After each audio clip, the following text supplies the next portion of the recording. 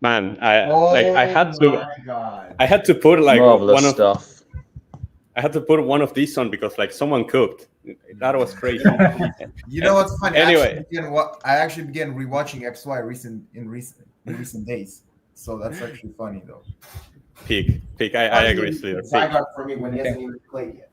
Hot take. That's my favorite. That's my favorite Pokemon opening of all time. It has to be up there. I think it has to be up there. Anyway, enough yapping. Welcome everybody to the Pokemon Premiership Season 5. We are here for the quarterfinals. We're officially in big boy territory. I think that we have now 8 trainers remaining, and all of them are capable of winning the title. And we're going to have 4 incredible best of 3 sets ahead of us. And I mean, it's going to be a long stream. It's going to be super exciting. But let me come to Mats first, who's coming here as a guest and as a coach of a new team that's going to be joining the league next season. So, Mats, how are you feeling ahead of the quarterfinals and then to your own personal challenge next season? Well, I think we've got 3 games. 2 of them 4 games. 2 set of games. 2 of them are very unpredictable. It could go either way. One is there's a favorite, but there's a exciting underdog, and there's another one which does have a clear favorite, but that underdog that's a big success even getting this far, and I'm looking forward to it, especially the live ones. And then you wanted to ask me about my challenges for next season.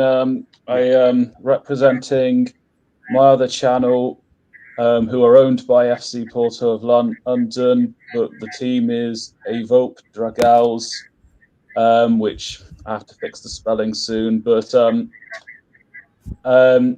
basically, the aim is to get them to qualify, and then we'll see how things are from there. I'll have a press conference video to make at some point this month. Looking forward to it then. Let me come here to T10S. I mean, you have a set ahead of you now in the quarterfinals. We officially reached this stage where things get really serious. And how are you feeling? Yeah, I'm a bit nervous, of course, at the stage of the competition. And yeah, I mean, Doodle has a very good team. And I was just analyzing his games as well. And yeah, he's had a very good tournament, only today he lost to Ayush. And there's not much shame in that at all. Beating Spectre and beating Savutian, along with his ace, who I like to call the Baba Yaga of the Pokemon tournament. Yeah, but I mean, of course, team and I have worked hard to get to the stage, and of course, I'll be doing my best to ensure that we're in the semis. Yeah, and as for you, Doodle, you're back in the quarterfinals. It's been since after not making to this stage in season 4. In season 3, back then, you also had to play against I Titaness. squeaked through. Yeah, but I squeaked through the quarterfinals. I think this time, I mean, to be fair, I guess, I suppose there's a little bit of an asterisk because I couldn't play Psychic, but I mean, you know, I just think overall, I think I've done a bit better this time than in season 3 as well, just from observation point of view. Yeah, I agree. I think it's been kind of our redemption arc. Let's not beat around the bush because we have a lot of matches to get through. The first matchup that we're going to have is going to be between our 2 panelists here, Titaness and Doodle. So, I mean, guys, whenever you are ready to begin, unless you have any final thoughts, let's get on with it. Do you have a lineup graphic, Titaness? I fortunately I didn't make it, honestly. Personally, I didn't prepare a lineup graphic for this yeah, week. it's actually being made right it's now. It's actually being made right now. I'm not sure we'll have time to show Fair it. enough. Shout out to everyone in the chat, obviously. Thank you, Slither, for joining. Thank you, Willow, for joining as well. Willow is going to be playing Savutian later in the stream. So, yeah, it's going to be a very, very exciting set as well. So thank you to everyone who's watching. It's a massive occasion. Like, the best of 3s were one thing in the playoffs, but once we get to this stage where it's only the best remaining, I mean, it's just going to be absolute cinema. I cannot wait. My own battle, it's going to happen last against Fails. That is the other battle that we have. And yeah, I'm very much looking forward to that as well.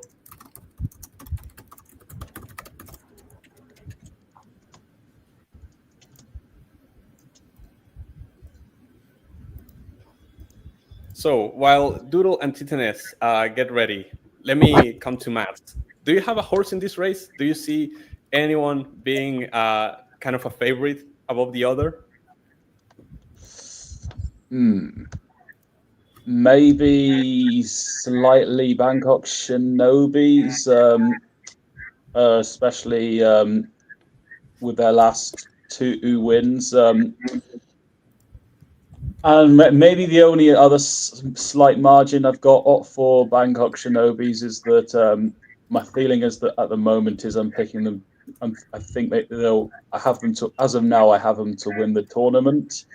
But Superiors of Madonia have got a very good case to potentially go on and win, but more importantly at this stage, get a win.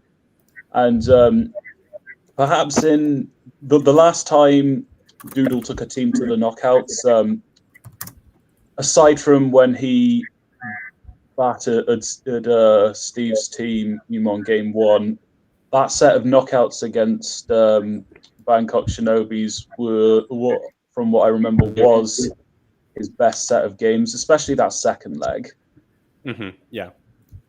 Yeah, I agree. I also agree with what Slither was commenting here. I do think that this tournament is going to be like super, super close between all 8 competitors that we have left. Maybe the one that people are putting their doubts on the most is Steve, who has to go up against Ayush. But I do think that Steve, he's beaten me. Like, I don't want to seem like a big deal, but I've won this competition twice. So, like, I think that Steve getting a win against Ayush wouldn't be the craziest thing in the world. It wouldn't be the craziest upset we've seen. So, yeah, I agree with that. All 8 trainers that are here are capable of winning the entire thing. So, yeah, all 4 sets of matches are going to be amazing. And I cannot wait. Knocks out Eli Bongo's team as well. So I think that also adds to the fact that winning as probably an underdog in the knockouts, I think that alone is a success, from the fact that in the past, when he had reached the knockouts, he couldn't get a single win in any of the best of threes.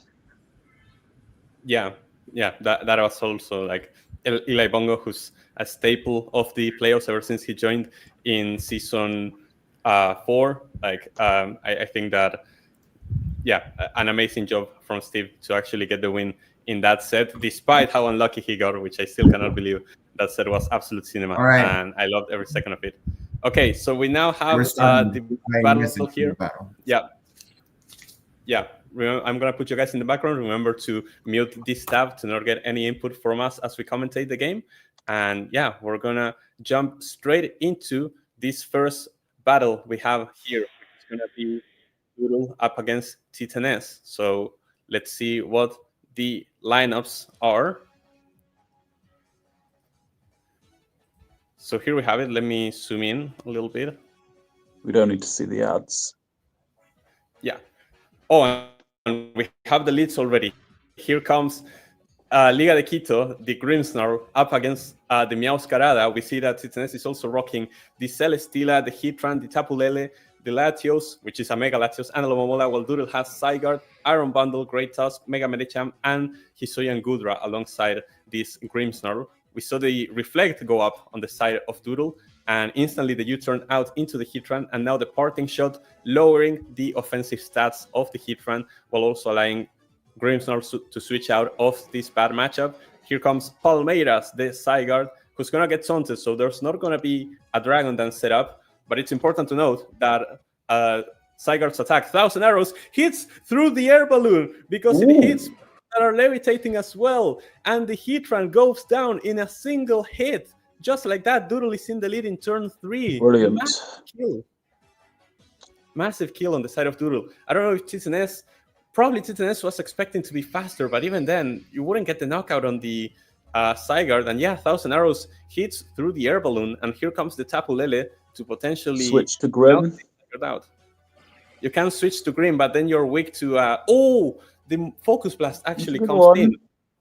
If you had gone into the Grimsnarl, you would have been weak to the Fairy type damage that probably was coming the Zygarde's way, but Titanes reading that, the switch into the Gudra and getting this Focus Blast down. Even then, Hisuian Gudra super tanky, able to tank that, and the Flash Cannon is so much damage into the Meowscarada as well. And with this Reflect up, I don't think that Meowscarada can actually kill this Gudra. There comes the low kick. It's going to be close. It lives through the Reflect, and the Gudra is going to be able to respond with another Flash Cannon, and Doodle is up 2 Pokemon against T10S here in this game 1. That Reflect coming up clutch to actually keep the Gudra alive. There's going to be the Moonblast to actually get the revenge kill, and T10S is on the board. But this has been an amazing start for Doodle so far. Here comes Flamengo, the Mega Medicham.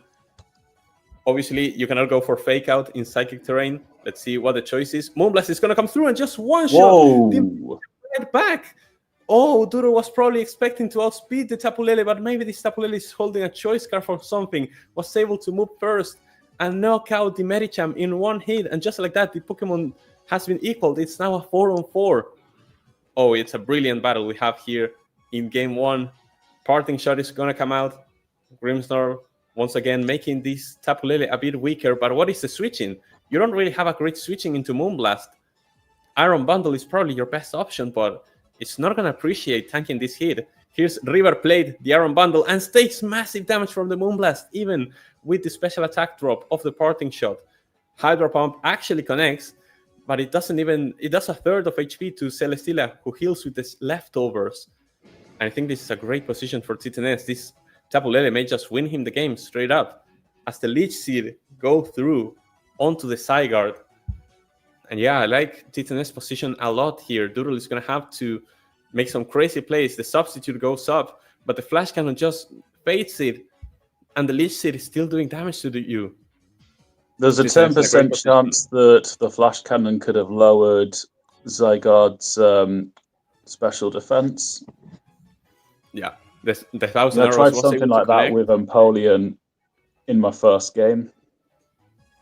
Here comes Boca Juniors, the Great Tusk, gonna force the Celesteela to switch out and sets up a Bulk Up So now this Great Tusk is actually a problem. Headlong Rush is going to be so much damage into the Alomomola, but it's not enough to take it out. And the Toxic comes through to put this Great Tusk on a timer. Protect. Oh, Doodle there predicting a switch with the Ice Spinner, but bounces off the Protect and takes more poison damage for it. Let's see what is going to be the play here on the side of Titaness. Naked switch into the Celesteela as another Ball Cap comes out.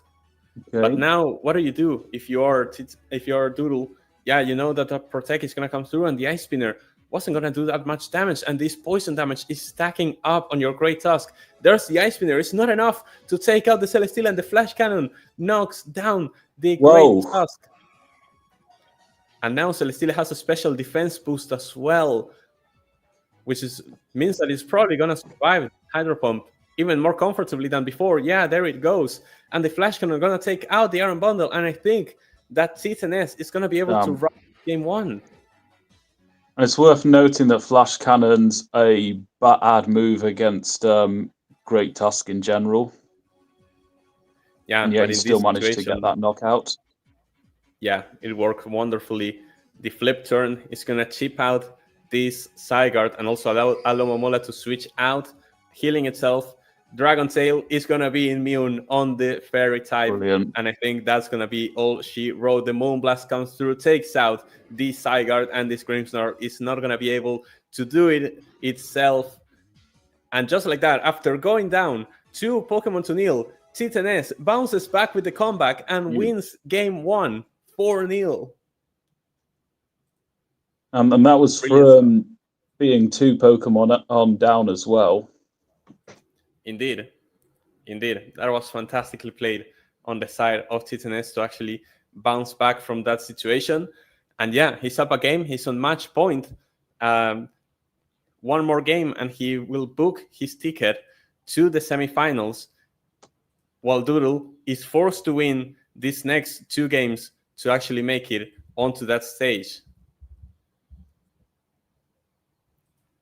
Titaness played 5 out of 6 of the Pokemon that played against me in our first battle, and Heatran again had the air balloon, but yet again it didn't really help him this time around.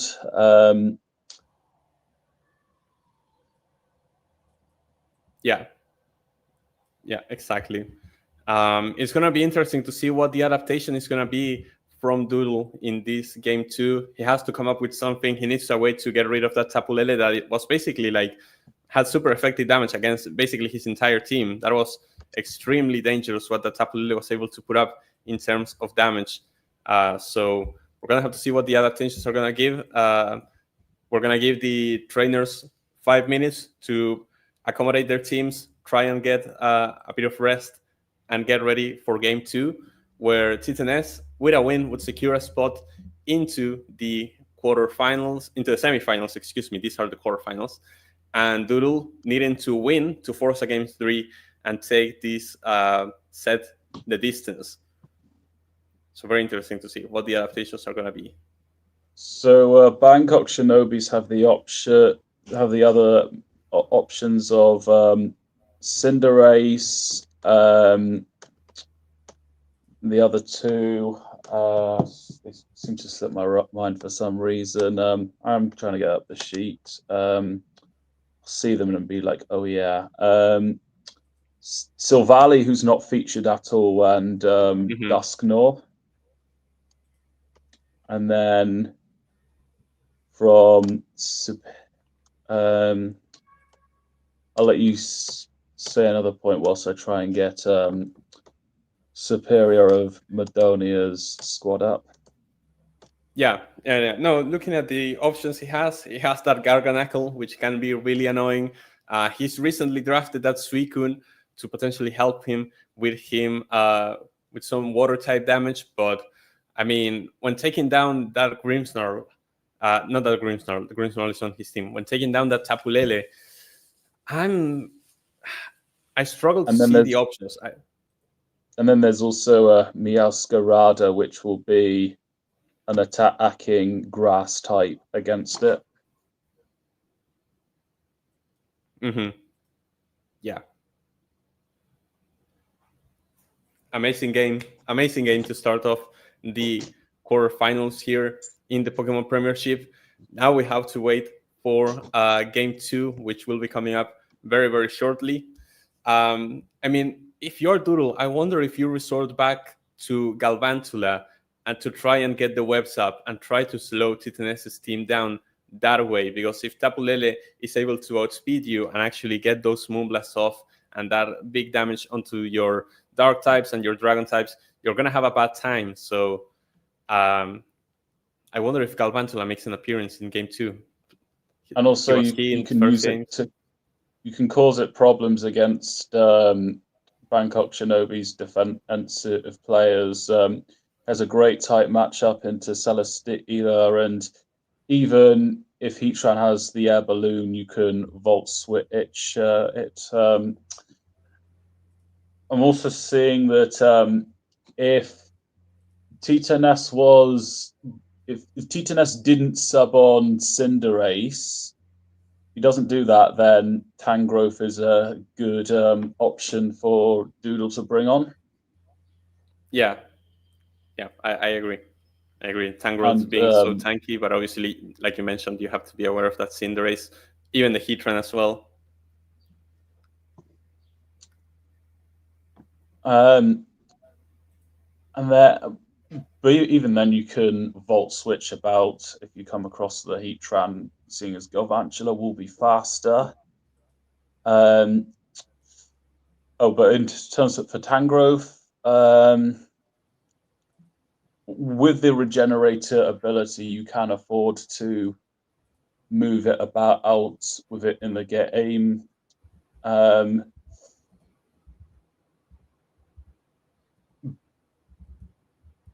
So yeah, I guess Tangrowth is a bit of a risk to sub on, but if it works and Cinderace doesn't come in, then I think that would be a big boost for Superiors of Madonia.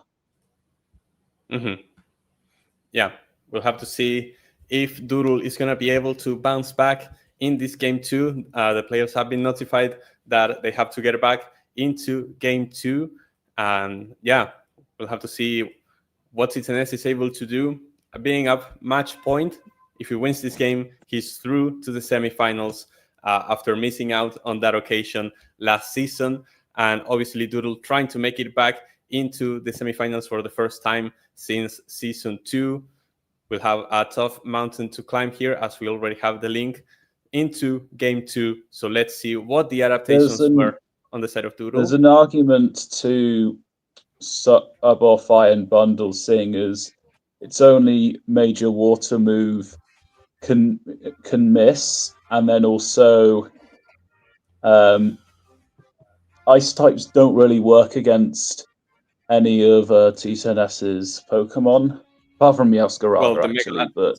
And the Mega Latios. Oh, but okay, we see that Iron Bundle actually making an appearance, and we see that Suicune and Galvantula have hit the field here for Doodle, but the opener is going to be this Mega Medicham, who takes a massive U-turn to the face. And let's see what the play is. The close combat is still so much damage onto the Latios, despite being a resisted hit, but not enough to take it out. And now this Mega Medicham is in trouble, because you're facing a Mega Latios that is going to come through with massive Psychic type damage. So here's the switch into the Goodra, tanks the Luster Purge pretty well, but you get the special defense drop. So whatever hit is coming your way now is going to hurt more, maybe an Aura Sphere or something. But this Mega Latios has also been chipped down to very low health, just as the Mega Medicham. We saw a violent start to game 2 already. So let's see. And also, Goodra won't be weak to Dragon type moves. Yeah. The Flash Cannon comes onto the Heatran, does a bit of damage, but most importantly, pops the Air Balloon. So now this Heatran is weak to those ground type attacks that he fears so much. Titanes protecting to scout out the Surf on the Hisuian Goodra. So now he has intel of what could be coming his way. But the mind game begins. Do you switch out? And does Doodle predict that switch? Let's see what's going to happen here. It is the switch into the Meowscarada, and the Draco Meteor comes out, but it's not Good enough one. to actually take out the Meowscarada. Massive damage coming through. Good call on the side of Doodle. As I experienced this in my last game with Meowscarada, it's now with the low health. It's now got a limited usage of how it can impact this tie or this battle. Yeah, and that's why it's going to switch out into the Celesteela. But Gudra getting to switch out as well as get rid of its stat drops. We see Flamengo, the Mega Medicham, hitting the field once again into the Celesteela. Does it have fire or electric moves? I mean, it learns the elemental punches, so it can have both Thunder Punch and Fire Punch. But I don't know what would be stronger, if close combat or one of those elemental punches. I think close combat would be stronger because it's a stronger move and gets the same type attack bonus. So well, it's going to be the switch. If you use close combat first, then you expose your defenses sooner. Yeah, we see instead a double switch into both of the water types. The Suicune hitting the field in front of the Alomomola. Now the switch into the Iron Bundle, which gets toxic by the Alomomola on Titanes' side. So now puts a timer on this Iron Bundle and how much damage it can actually do. Freeze Dry here threatens super effective damage on a lot of things on Titanes' side. Obviously, you have the switch into the Heatran, but if Doodle reads that and goes for a Hydro Pump, that could be really dangerous. But instead, Doodle switches out, reading the Protect that Titanes was using to try and stall out another turn of poison damage. And now you have a positive matchup here. Let's see, what's going to be the switch? Tapu Lele is going to come through in front of this Galvantula. The Thunder connects, does about half to this Tapu Lele, but it's not enough for a 2-hit KO. And now this Galvantula is exposed. I wonder if the right call for Doodle there was to set up the webs and already have that on the field instead of just going for the attack. The Psychic is going to come through, but the Focus Sash allows Galvantula to survive and get a Thunder Wave, a paralysis onto this Tapu Lele. So that's going to work. That also is going to slow down this Tapu Lele, and Galvantula is going to be able to get another hit potentially into this Pokemon. There goes the Sticky Wave. The Sticky Wave go up once again. Does Tapu Lele usually have a speed boost in Psychic Terrain? No. Because I've experienced that a lot. Another Bug Buzz is going to come through, and Mega Latios goes down in front of this Galvantula. Titanes, choosing to not take out the Galvantula, goes for a recover twice, and Galvantula claims the first kill of the game onto this Mega Latios, and now is able to get another Thunder Wave onto the Celesteela before going down to a Flash Cannon. That is going to give Celesteela a special defense boost because of his Beast Boost ability. But now here comes the Zygarde in front of a paralyzed Celesteela, and if you switch out, you're going to land on these webs. So here comes the Dragon Dance. Flash Cannon, about a third of HP into this Zygarde, but the leftovers are going to keep it healthy, and the full paralysis working against Titanes. And now the Zygarde is a problem. It's up to +3 attack and speed, but it's now poison, so it's on a timer. So now Zygarde has to do as much damage as it can with the time that it has left. Here comes the 1,000 Arrows. It's not enough to take out the Celesteela in one hit, and the Leech Seed are gonna come through to do some more damage onto this Zygarde. Ooh. Oh, the full para! Titanes trying to go for the Protect, but it's not gonna happen because of the paralysis. And the 1,000 Arrows claims the life of the Celesteela. And Doodle is up one Pokemon, and is also has a really strong Zygarde here with even more Dragon Dances up. Yeah, 3 Dragon Dances up. The Protect is going to keep Heatran alive for another turn, and it's going to put so much damage onto this Zygarde. Zygarde is going to go down to the next tick of poison. So here comes the switch into the Alomomola. And the 1,000 Arrows is not enough to knock it out. And with the Toxic, this Zygarde is going to go down. Good. So masterfully played on the side of Titanes to get out of that situation, which was that Zygarde which was boosted out of its mind. But now it's 4 against 4. Close combat is going to come through, and it's going to bounce off the Protect. Ooh, so who do you switch in? if you're T10S. You can switch into the Tapu Lele to resist the close combat, but then because you're paralyzed, you're going to be slower and you're going to be weak to a potential second hit coming through from this Mega Medicham. So I think that T10S is probably looking forward to tanking this hit with the Alomomola. No, it's going to be the switch into the Hitran. Oh, but no, Doodle reads into it too much and goes for the Poison Jab, landing on this Steel type. But now you're faster because of the webs and can go for the close combat again. The Protect is going to keep Hitran alive for another turn, and the mind games begin again.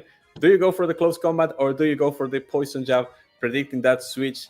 I think either way, you probably are looking into a close combat if you're Doodle. Here comes the Alomomola once again, which has been healed up because of the Regenerator. Still, close combat is more than enough to kill this Alomomola in 2 hits. It can protect to heal with the leftovers and potentially give itself a better surviving chance. But even then, this next close combat should knock out this Alomomola. And I think if you're T10S, you have to let it go down. It's going to be a switch into the Hitran instead. And another close combat comes through. It's going to be the one-hit knockout onto the Hitran. And Doodle is up 4-on-3. Here comes the Tapu Lele, but it's paralyzed and reduced its speed because of the sticky webs. Here comes the switch into Alomomola to tank this Poison Jab. And now here's an interesting situation because close combat does not knock out the Alomomola from this range. So Doodle has to switch out. And the flip turn is going to come through onto the Hisuian Gudra. Alomomola going to be able to switch out once again and heal back to full HP with the Regenerator. So annoying, this Alomomola. Here comes the Meowscarada. We know that it has low kick, and now there's no reflect on the field to actually prevent it from getting the knockout onto this Gudra. There comes the low kick. The protein boost is going to come through, and it's enough to get the one-hit knockout onto the Gudra. Another speed drop is going to come through. So now this Iron Bundle is the fastest thing on the field. Here comes the switch into the Alomomola and the Freeze Dry. Super effective damage is so much damage onto the Alomomola. And T10S is against the ropes here in game 2. I think that Doodle has done it. T10S is going to protect to stall out another turn of poison, but Doodle actually switches out, predicting the protect. Okay, Suicune comes through. Does Suicune have something to take out this Alomomola? Here comes the switch into the Meowscarada. What's going to be the choice from the Suicune? The Scald is not enough damage to knock out the Meowscarada and doesn't get a burn either. Oh my. Oh, so now who's faster? Meowscarada at -1 speed or Suicune? Flower Tree comes through with the protein boost. Is it enough to take out the Suicune? No, it's not. And the Ice Beam is going to come through to knock out the Meowscarada. Doodle Not is sure up. why Doodle didn't use Ice Beam earlier. Well, that was in front of the Alomomola, right? And then it was a switch into the Meowscarada. So that's why it landed the Scald. So now it's going to be the Alomomola. And I think if you're Doodle, you sacrifice this, and Iron Bundle should close the game out for you. I think you just let Suicune go down. Yeah, here comes the Scald. Gets the burn as well. The Wish comes through from the Alomomola, so Alomomola trying to stall this one out. Now you have a scary situation. Here comes the Tapu Lele. Did Doodle switch out? He set up the Calm Mind. Interesting. So now, if you have a Lomalola, you'd rather it be burnt than poisoned. Oh, the Scald is not enough damage to take out the Tapu Lele, but neither is the Psychic. And now here comes the switch into the Alomomola once again to tank another Scald. Oh, this endgame looks scary, but I think that Doodle has this. T10S is stalling as much as he can, but I don't think he has enough in the move tank. Lomalola has? Oh, Toxic. Yeah, Toxic, Protect, Flip Turn, Yeah, and Wish. Familiar with the other 3. Oh, there's so much damage. Here comes the Wish. But You Suicune protect is next turn, turn, and you can at least take out Susane. Yeah, Suicune is going to go down to this tick of poison.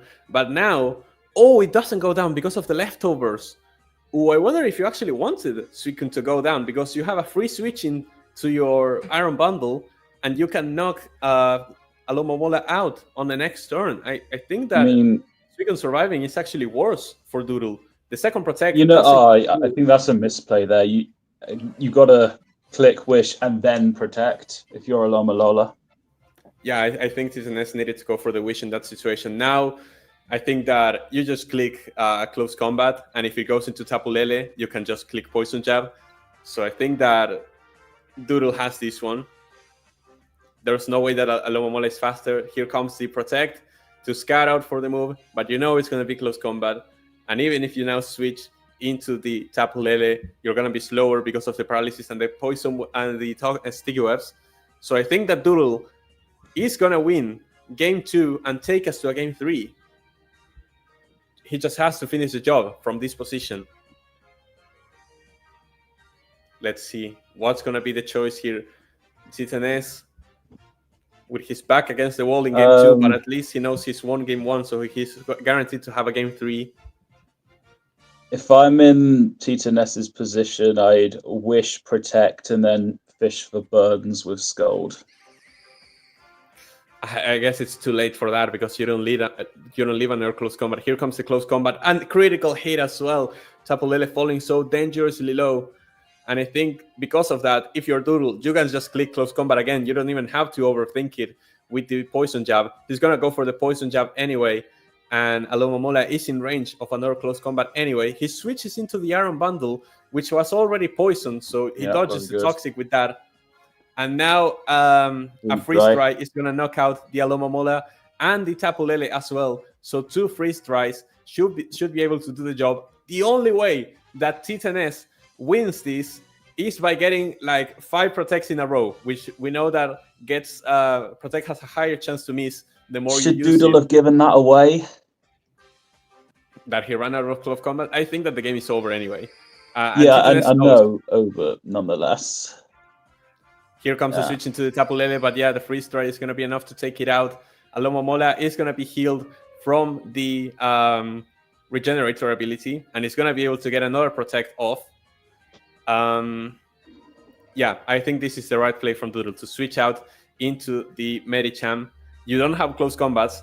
That's the thing. Like TTNS can just check that by covering his mouse over the Mega Medicham and seeing that he used close combat 8 times, so he's out of close combats.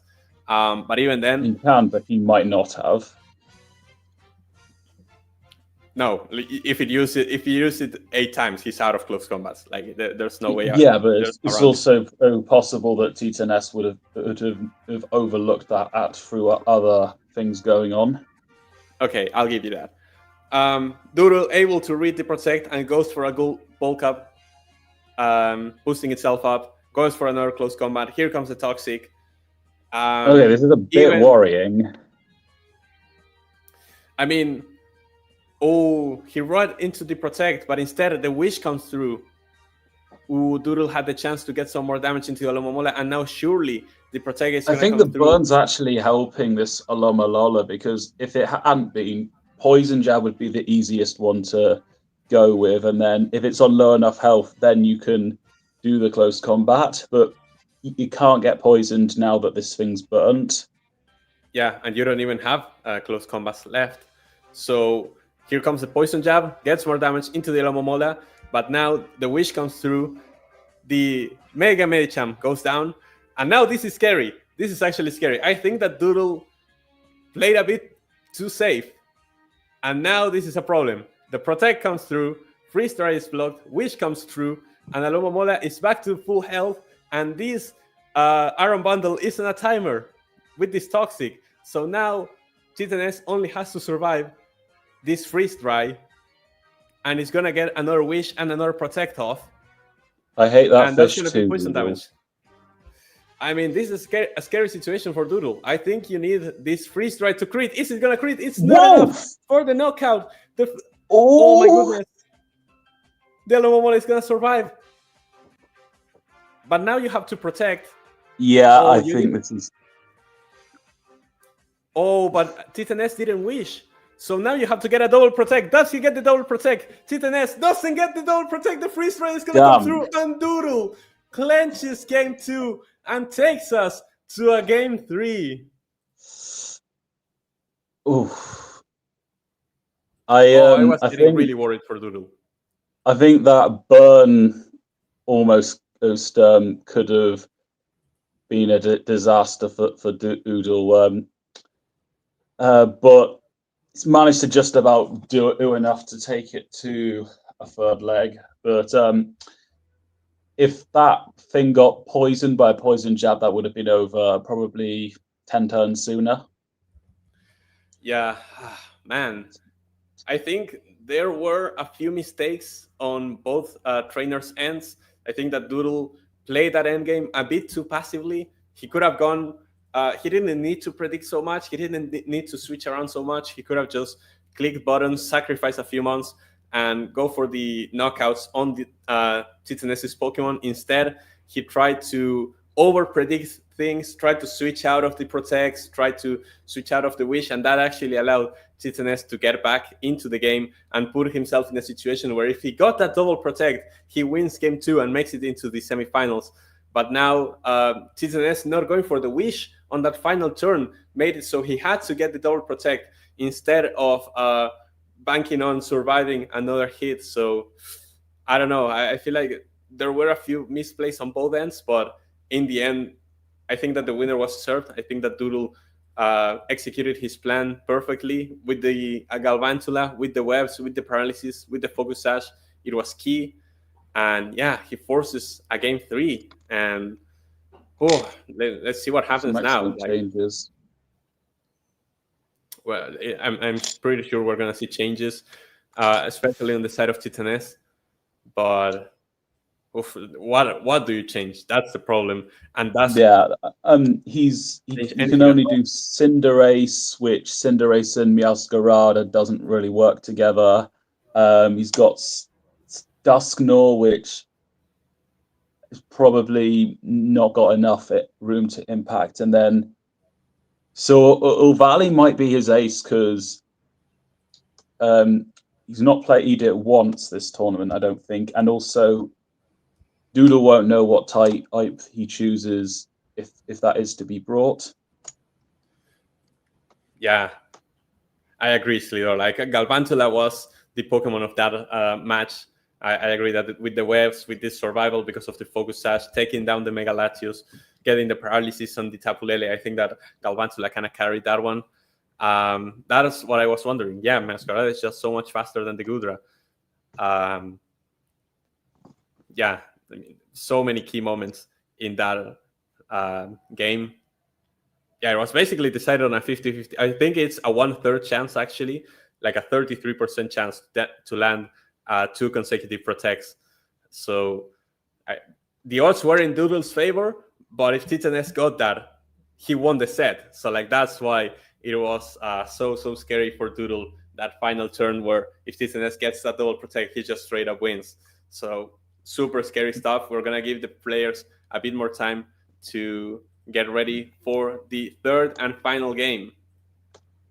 I could imagine before Titanes sees an opportunity to potentially close the tie out. I could imagine him prepping some notes when the previous game is looking gone. Mm-hmm. Bold take, but if I was Doodle, I'd probably bring in Tangrowth for Iron Bundle because with Latios and Meowscarada, you've got other ways where you could take that out. Gudra can learn Surf, and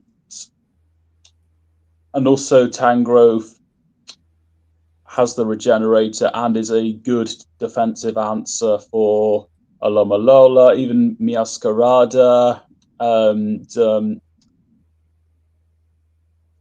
I would take that risk. I think there's a case the only Tangrowth risk to come that in. would possibly backfire is if Cinderace comes in.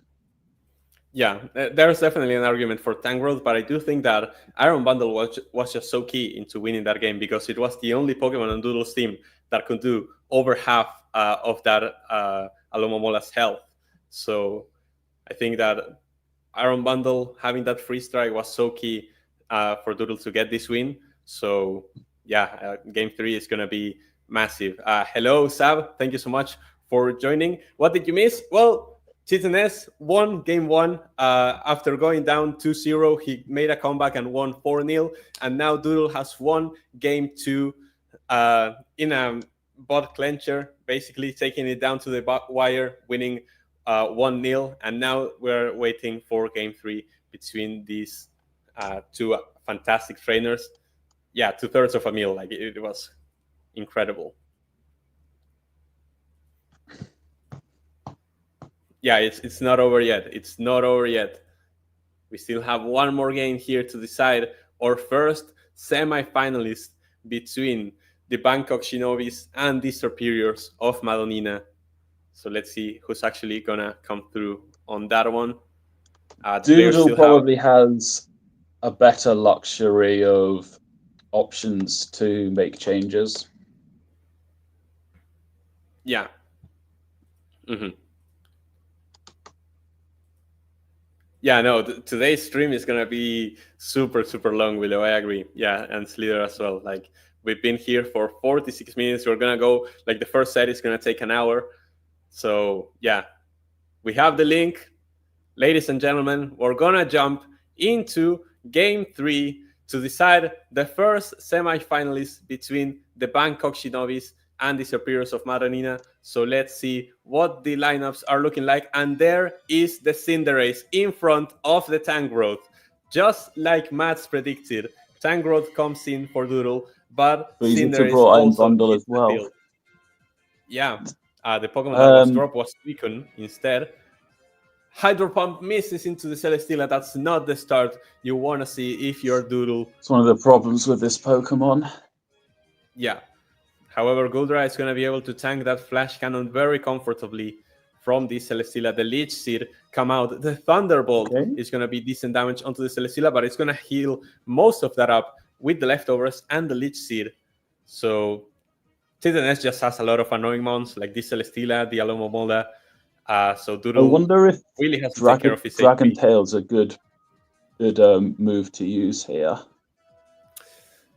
It doesn't actually get rid of the Leech Seed because Leech Seed, even if Titanes switches out, the Leech Seed are still on your side of the field. So the only way to get rid of the Leech Seed... You can knock Celesteela out of the way, and it's highly unlikely he would that Titanes would put an attacking airy Pokemon up against a steel Pokemon. Yeah, but one, you cannot decide who comes in, and two, you're still Leech Seeded. So it's a tough situation for Doodle if you Dragon Tail.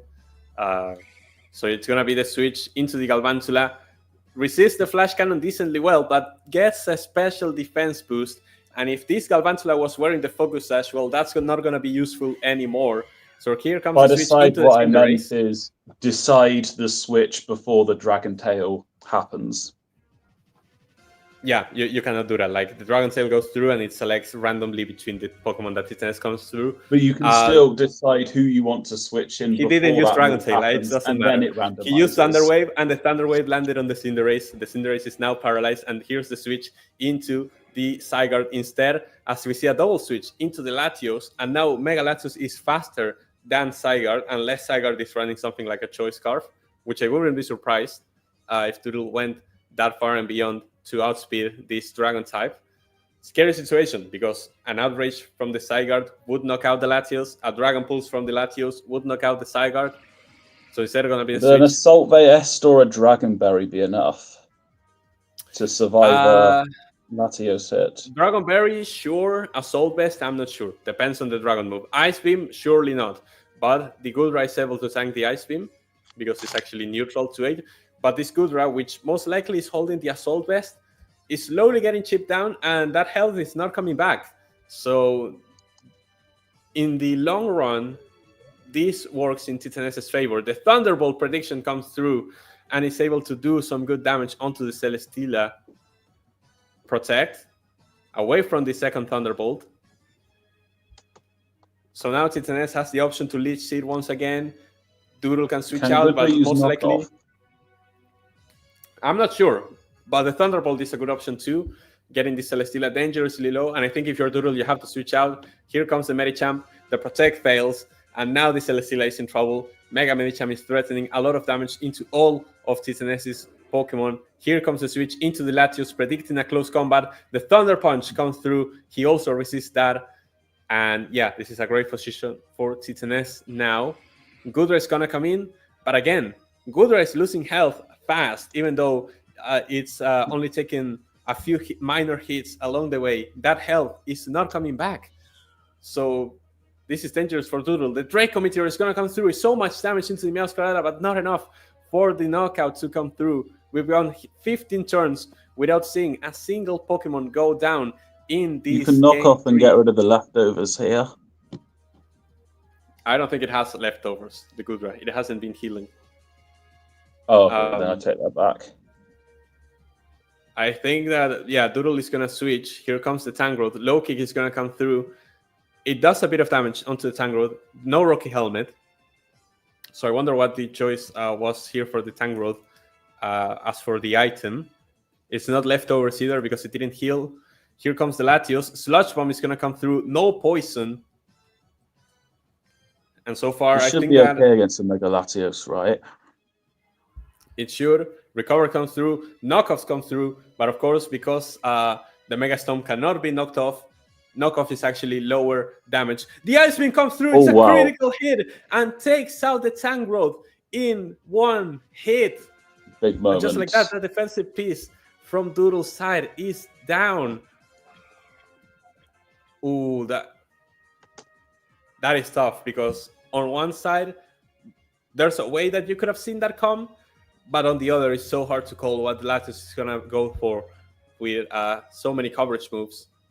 I wonder who's faster here. I think that, yeah, at max speed, the Iron Bundle should always be faster.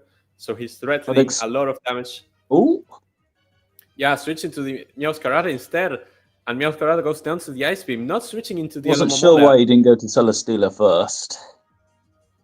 My guess is that he was going to go into the Alomomola, but instead of Freeze Dry, Ice Beam is the ice move of choice for Doodle. Another Ice Beam comes through into the Celesteela with the Ledge Seed comes out. And with a Protect, Celesteela is going to be able to survive another Ice Beam. But that's why Doodle switches into the Mega Medicham instead. And now we're in this game of chicken once again, where you can switch into the Latios, but you're at 66% health. Close combat comes through. It's not enough to take out the Latios. Ooh, and now Latios is going to be faster, and he's threatening a knockout. Preserve this. Yeah, I think you need to preserve the Mega Medicham, but what do you switch into? That's the question. Galvantula is going to be a sacrificial lamb, I think. Galvantula goes down to the Luster Perch, and now you're most likely going into the Iron Bundle once again to threaten these Latios with a knockout. Ooh, Titanes is up one Pokemon, but this Latios is dangerously low. Celesteela also went down quite a bit. Cinderace is at full HP but paralyzed. So a lot of key pieces for Titanes are in danger. And this Iron Bundle is a problem. The Freeze Star comes through. Titanes just letting the Mega Latios go down, not risking that switch into the Alomomola. And here comes Tapu Lele.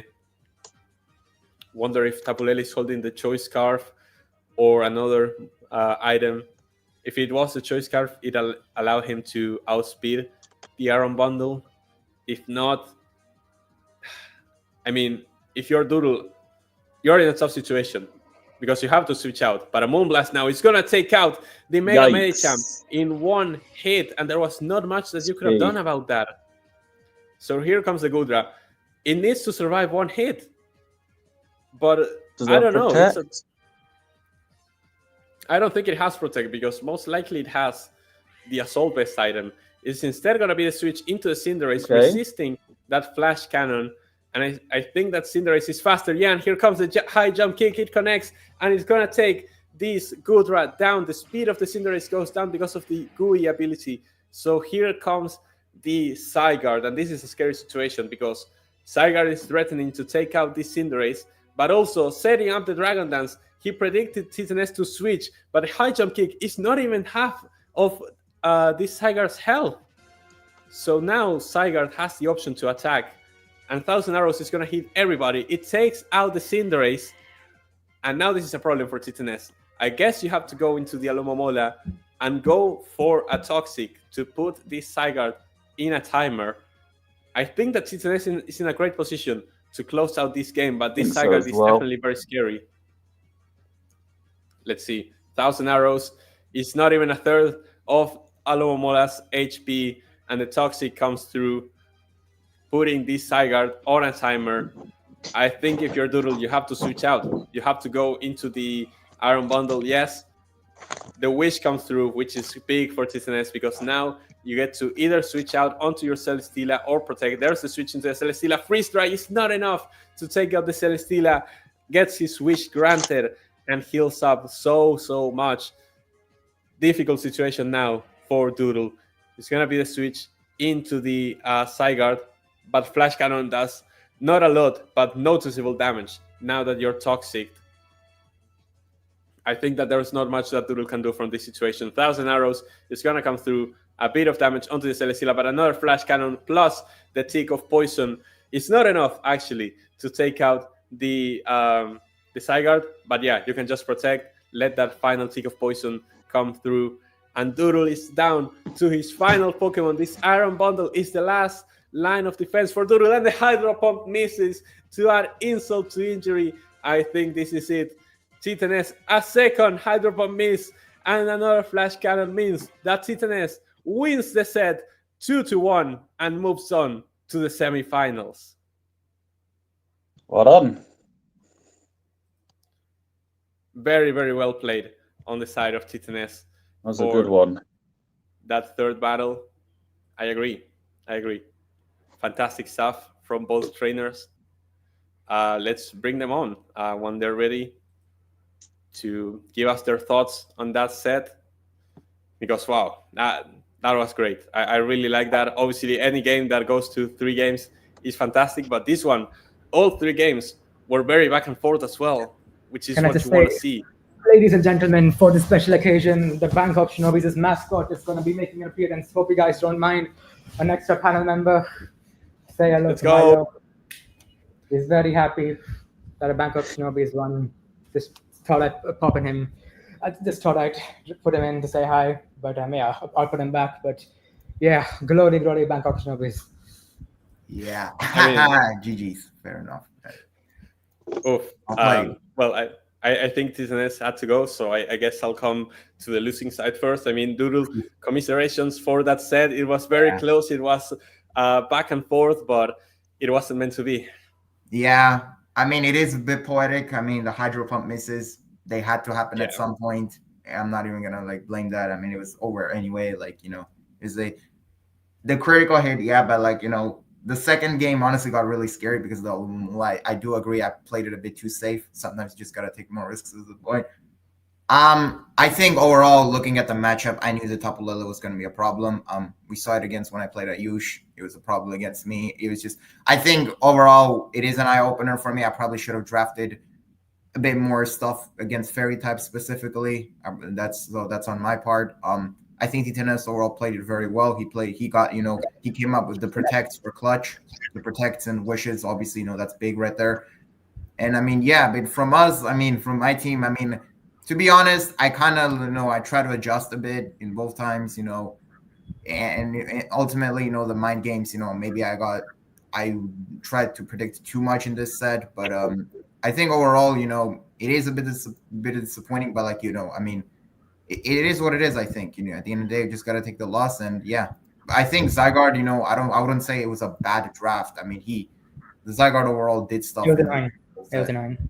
Yeah, it was very annoying. I mean, I think overall, and I think even though Iron Bundle, the thing with Iron Bundle is it's a bit funny because had a bit of obviously late the third game, kind of missing the Hydro Pumps and all was a bit of a stinker. But overall, the tie, I think it was actually very, very good. Even in the games lost. Yeah. He got a lot of kills. Tangrowth, I brought Tangrowth because of Assault Vest, but I got to, probably should have taken into account the Latios. And I decided not to bring Grimmsnarl last 2 battles because I thought, okay, you know what? It was gonna become too predictable. So I just thought, I tried to maybe I got a bit too smart a bit. Probably second game could have won a bit more comfortably if I read most stuff correctly. But Yeah, I mean, overall, I think it was a good game. I mean, overall, and congrats to TTNS. I wish him the best of luck. He bested me again, but I think again, yeah, it was 3 games, and I think overall, I mean, yeah, I would have wished to go to the semifinals. It would have been nice, but I don't think it would have been a. I don't think, but I wouldn't say I had a really horrible tournament. I mean, y'all can assess that from your perspective, but yeah. That's right. You definitely had a better tournament than me, that's for damn sure. Well, it was a respectable tournament. Like getting 3 wins in the group stage, you didn't top it because Pokemon difference and whatever. But it was a good showing. And then in this set as well, you went up against one of the very best that we have here. And yeah, you made it very close, very competitive. Let me come over to TTNS's side because man, what a back and forth set. That first game started off a bit dicey. You made the comeback. Second game, you almost crawled your way back, and then that game 3, you closed it out fairly convincingly, I think. Yeah, I mean, first of all, I have to apologize to Doodle. I mean, he's an Inter Milan fan, so I'm sure he can respect it. But the haram ball I played, it disgusted even myself in the second leg. Look, at the end of the day, that's what you got to do. That's what you got to do at the end of the day, and that's how it is. Don't worry about it. I would have done the same as well in your case if I saw my opponent with that kind of a team.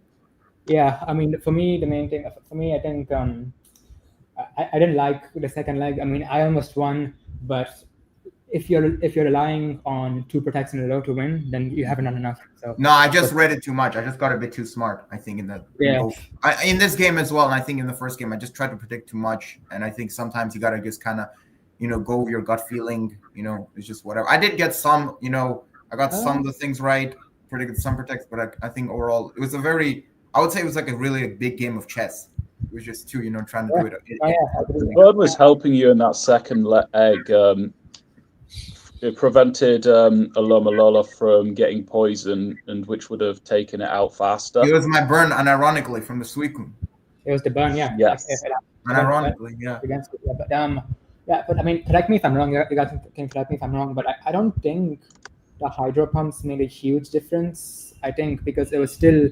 No. Yeah, I agree. It was just the way that I knew I was gonna lose by that point anyway. I mean, that is also. It was just basically a more insult to the injury, basically. Yeah. But the critical hit on Tangrove was a huge moment in that third leg. Yeah, but I don't know. I still don't think it would have made that much of a difference. I run the Calyx. I'm pretty sure it was close to a 1-hit KO. Because I had an assault vest actually on it. All right. Sorry, you did. I still think it was around 70%. I think it was around. 70%. Yeah, I mean, I didn't really blame anyway. Like it wouldn't have that much. But I had Sludge Bomb because for Tapu Lele and Tangrowth for that. That's why I brought it. Yeah. But yeah, I mean, speaking of it, I think that was my MVP. I think I could tell that every time it ended the field, it was. Yeah, they all know that fish. That thing's a demon. But I feel like, I mean, defensively, I think, more like Herrick, but I think offensively, Lele was just so dangerous for your team, especially in the first leg, because you have. I can't believe I literally ran out of close combats. I wish I had a Thunder Punch instead of Ice Punch. For the Latios. That's why I had Ice Punch. That's one. So yeah. Yeah, that was my plan because I wanted close combat. I thought I didn't. I later on found out you had bulk up, but before that, I thought close combat was the only move. Yeah. So, but yeah, I think Tapu Lele so good. Celesteela again, that core is just carrying his team on his back. Actually, fun fact about Latios, I had Oris on it in the first leg, but I never really used it, so I took it off for default for Sticky Rock. Yeah, it was very tough to break through that. I mean, that's the thing, I do think actually I want to say the Medicham overall for me, I think it seemed like it did, have to do a lot of damage, especially it's a very but it's the thing with Medicham is it's not the quickest. That's the thing with it. That's the main issue. If it was faster, it would just be a bit better. But because it's not the quickest, I kind of need to have Galvantula of Sticky Webs for it to unlock it. Yeah, I think because there was 2 or 3 times where it just got 1-hit KO because it's just too slow in comparison to Lele. And and of course in the third leg, I brought Cinderace. I never got to use Code Change, of course, but I think you knew that that was my plan. I was a bit surprised that you didn't know about the air balloon the first game when I O-code the. No, that was a big brain fart. That was just a very big brain fart that I had. But honestly, I feel like, you guys can correct me if I'm wrong. I think that was my only big mistake, I think, over the. No, it wasn't. I mean, you won anyway, so it didn't really matter to me. But to be honest, I don't blame you. I mean, have we ever even seen that in this tournament? Like I don't think we've seen a battle. It's very easy to forget, but 1,000 arrows, yeah, that's the thing about it. That's why I brought it on over Earthquake, because I actually brought it because of Celesteela specifically, so that could have weighted damage. Because and yeah, I think in the second leg, I think mainly, I think I would have won like in the first leg if it wasn't for those sticky webs and I turned away from my Lele. I probably should have anticipated that a bit more. You know, I kind of knew you were bringing it, but I didn't want to change. Like, I don't want to change a winning team, but I probably could have maybe had defog on Latios in the second leg. Yeah. But overall, GGs. I think. Yeah. I think this game was actually. I think it was even closer than our game in season 3. Yeah. Yeah. I mean, I'm very happy with the win, and yeah, GGs. And I mean, only one game in, and we're already an hour into the stream. I mean, it is. Yeah, no. We knew it was going to be a long stream. We have 3 more matches to come. Yeah. You can't say disappointed, though. That's it. No, this first set didn't disappoint one bit. I think that the first game, back and forth. The second one with the last turn drama, where if Titnes landed that double protect, he was through in that second game. And honestly, the third game, I know it ended 3-0, but I think it was a bit closer than, It was, yeah. No, it was. Yeah, no, just trading knockouts, not really one side, clearly dominating, trading damage. And yeah, I think that it was a fantastic set between 2 of our best trainers. Again, commiserations to Doodle for the loss, but I think that it was a great tournament from you once again, and I'm hoping to see Spirits of the Madonina make a return in season 6. For a debut for this team, I would say it was a pretty good tournament, and hopefully better to come in season 6. Yeah. And yeah, obviously, congratulations to Titanes and the Bangkok Shinobis for moving. Oh yeah, double protein is very scary as well. Protein and libero on the Cinderace. Yeah, it's true that it's post nerf, like he mentions, but still very scary because you have to, whatever damage calc that you do before the battle, you have to take a look at them, consider taking protein into account. It makes everything so scary. So yeah, it was crazy. Oh yes. Kool thank you so much for joining. I agree. Hi, Kool. I don't know if I agree with that. Anyway, so the next battle that we're gonna have, we have a bit of a. I'm not gonna pull up that second comment, Kool. Thank you so much. The second battle that we're gonna have is actually gonna be Fails against myself. We have a bit of a change of plans because Fails has DM'd me and has told me that he was free to battle now. So I guess we're gonna get rid of the another live that we have here today. Get that out of the way before that, and yeah. So that we have the replay. So I mean, I have received the challenge already. So I don't know if you guys have thoughts about this matchup. Let's see. So this is fantastic. Is this your battle or? Yeah, it's gonna be my battle. Oh, the Argentinian. Argentinian derby. Buenos derby as a matter of fact. Because he supports San Lorenzo. I'm pretty sure. As well, yeah. So I'm gonna go in the background. I'm gonna allow Titanes to present, and we're gonna get started with the second quarterfinal match. Yeah. I mean, okay, so I'm facing whoever's gonna win here, and man, it should be a final, but we'll take it. No, we'll take it. Yeah.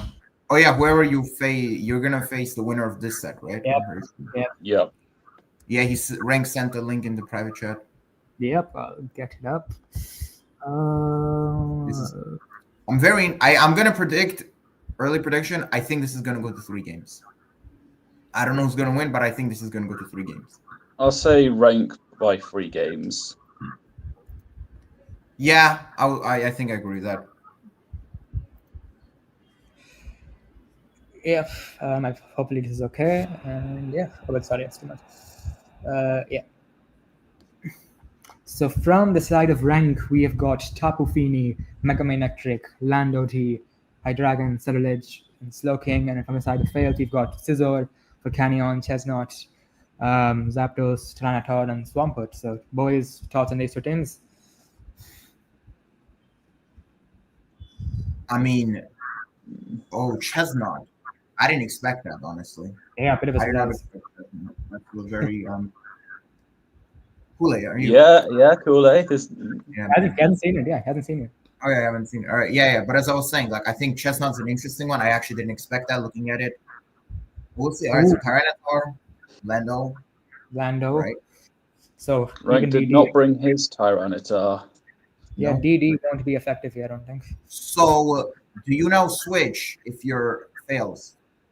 I You think could go into Zapdos if you're predicting like an earthquake. I think Sizzle's an okay switch, I think, here. Because it has Stone Edge, so you could predict like Right. Also, interesting thing from Rank, he hasn't brought either Tyranitar or Excadrill, which is a combination we've seen a lot in this tournament so far. Mm-hmm. Does Tyranitar get Ice Punch? I'm wondering. I think it does, actually. I don't see it bring. Okay, U-turn. Yeah. Ooh, Ooh, that's massive. big. Because the choice scarf is so big. Oh on the my. line. Yeah. And yes, before anyone comments, yes, static can paralyze ground types. Yeah. Doesn't actually make too much sense, but we'll go with it.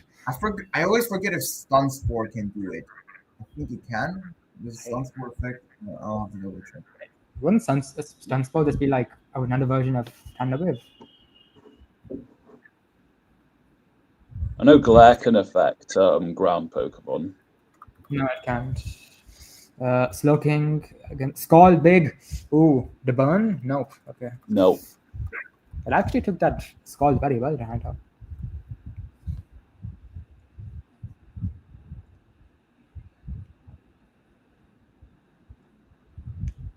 CD Deception, of course.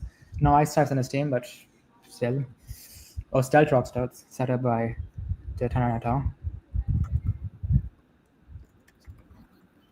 What do you do now? Tapu Fini? Okay. It's got the heavy duty boots.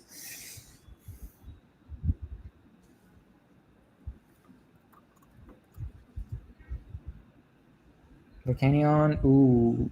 Substitute is a big one. That's big because now it can. There's a defog is also very big. Sludge Wave big. That's a good move to have. But I think, and yeah, I don't think this Fini can do too much damage to this Volcanion. I don't think so either. I think he has to switch out here. I think no, actually, who do you go to? I think Slowking is probably a good substitution. Yeah, makes sense. Steam Eruption, big, very big, and a burn, 50% damage. Of course, it can dash Regenerator, but still, that's some big damage on the Slowking.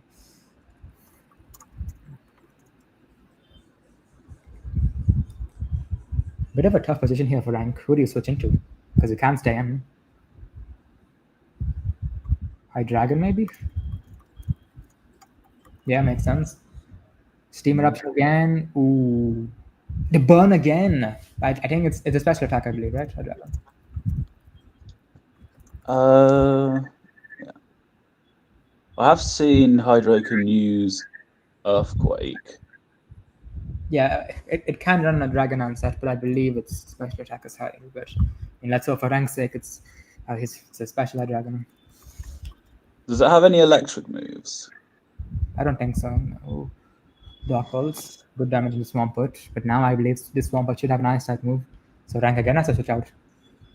So far, its fails is really being aggressive here and forcing Rank into many switches.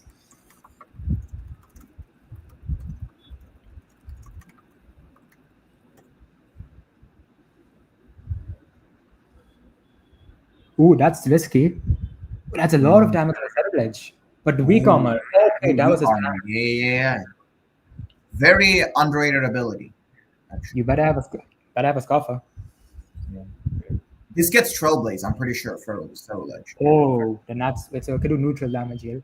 I think it should survive one hit with Volcanion here. I think it should. All right, Volcanion is a good switch. I don't think this is going to do much. Bitterblade does not do much here. So you probably switch if you're ranked. But then Cerebral Edge is pretty much like it doesn't really have. The only thing he has though for switches is what? Fini, and I know Volcanion gets Sludge Bomb. High Dragon as well. It's I think another. Oh yeah, High Dragon is. Oh yeah. A lot of damage. You really want to take a Steam Eruption to the faces of the Dragon. Steam Eruption. I think if you fail save, just go for a Steam Eruption. So he I think he has to switch into Tapu Fini. But Poltergeist. Oh, Poltergeist. Okay. Citrus Berry. But Citrus Berry. Okay, it's down. All right. First KO for fails. But Main main actually Electric, is very fair big. enough. But now you go to Zapdos, I guess, or Chestnut. You could, no, you go Chestnut. I mean, you could read it and you could go for like overheat, flamethrower. Oh yeah, it has an over. Yeah, I forgot it has overheat. It's mind games now because if you go into Swampert, he could have an HP grass. I wouldn't rule it Okay, out. yeah, actually, yeah, Yeah. no, yeah, that's the best play, I think, yeah. All right, let's see. See, Yeah. Oh, it's not. So it's hidden Wait, power wait. ice. Ice makes sense. Okay. I'm guessing he didn't want a special attack drop. Yeah. All right, Swampert, there you go. Oh, switch. Oh my god. Good one. Phase is playing so well, yeah. I don't even think rank. I don't even think ranks Okay, that makes sense. Yeah, the intimidate. Let's see. Flip Flip turn. turn. That's Great. big. Even with a attack drop, that's massive damage. Zapdos at outspeeds now. So Hurricane? But it has Stone Edge, doesn't it? It does. Does Hurricane KO? I think it does. But it's 70%. This could be hidden power ice. Now that I think about it. Ooh. Let's see. Okay, he read it. Oh, I guessed it. Okay, yeah. I don't even think Rank's playing bad yet. I just think Fails is playing so well. Thunderbolts, that's big. That's That's very good big. damage. Chilly reception. Okay, you do get rid of the sand. The thing is, I just don't think he only has one like good reliable defensive Pokemon rank, so it's not suited for a long battle. This team. Dragon now, I think it outspeeds. Draco Meteor is big. Okay.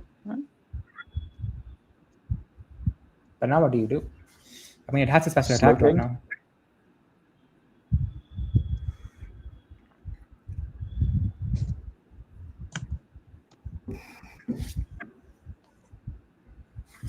Not looking good for rank.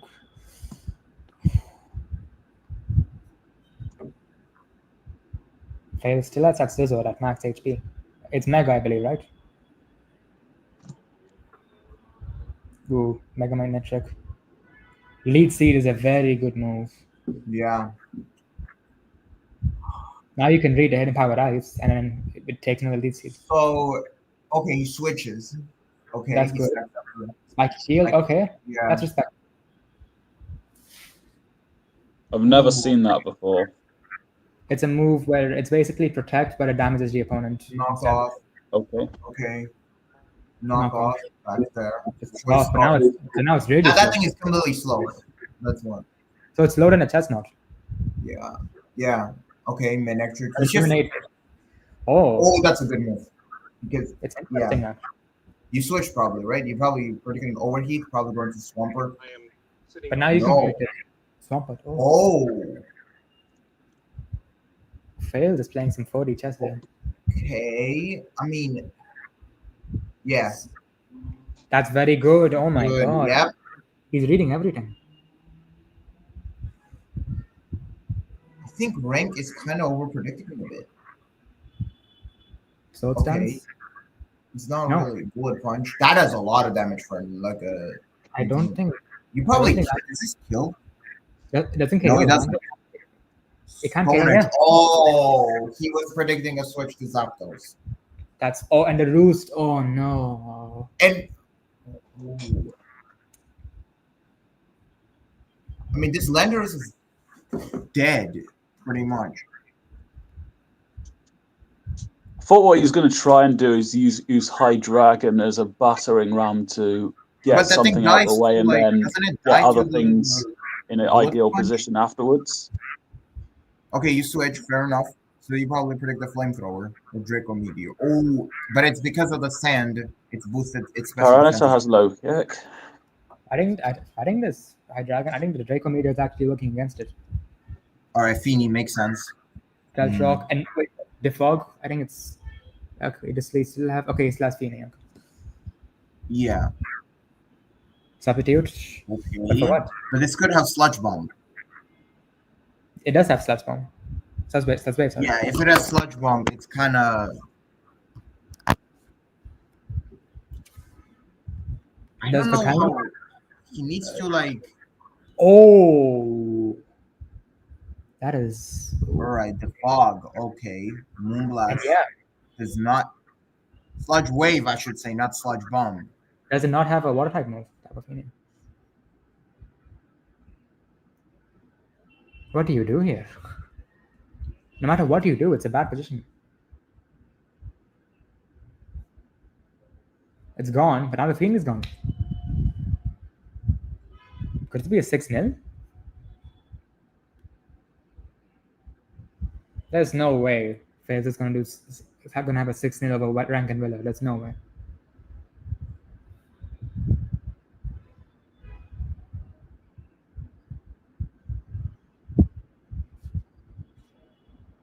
Draco Meteor again.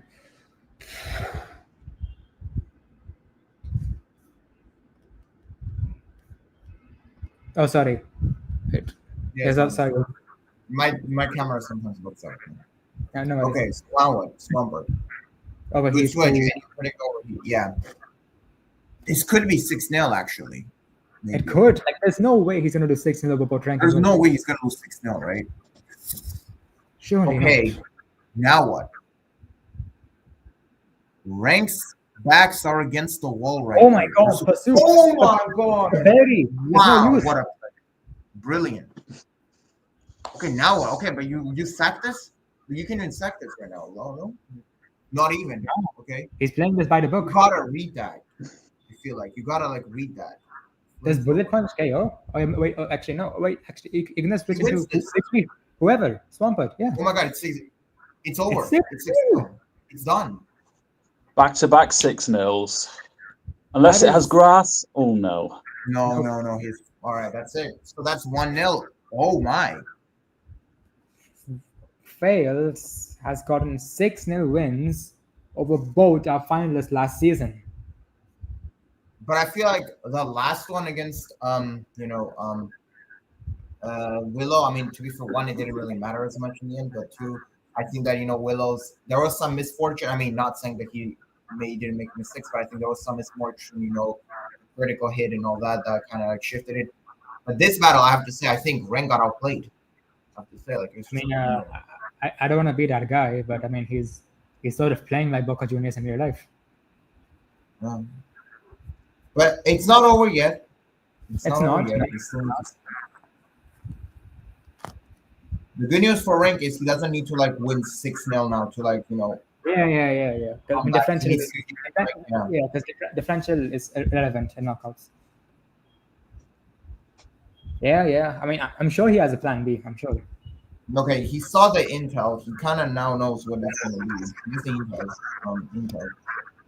I know he's got Tyranitar in his squad, but I don't think that would be that useful if Fails is going to bring Tyranitar.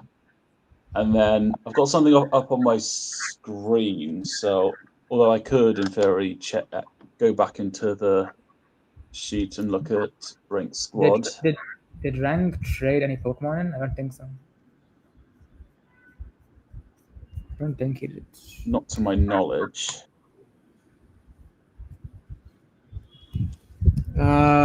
So yeah, the Pokemon which he still could bring is Hisubi and Zoroark, good one. Tyranitar, and Inamanus Tarian. Interesting. I mean, those are all solid options. But I think, as you said, Tyranitar, he has one as well, so I'm not sure how effective that would be. But I think, I mean, you could do some mind games with Zoroark.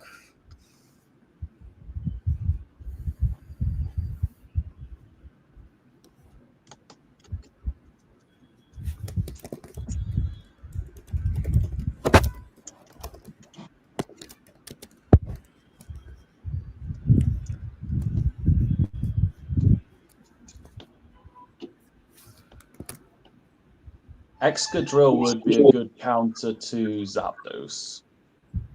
Yeah, that's a good point. I think if you're failed, I don't think you make any changes here. I don't think you change the winning team. But who does fails have as well? I'll just check real quick. All Fails needs to do is scout out what Rank might do within his plan B.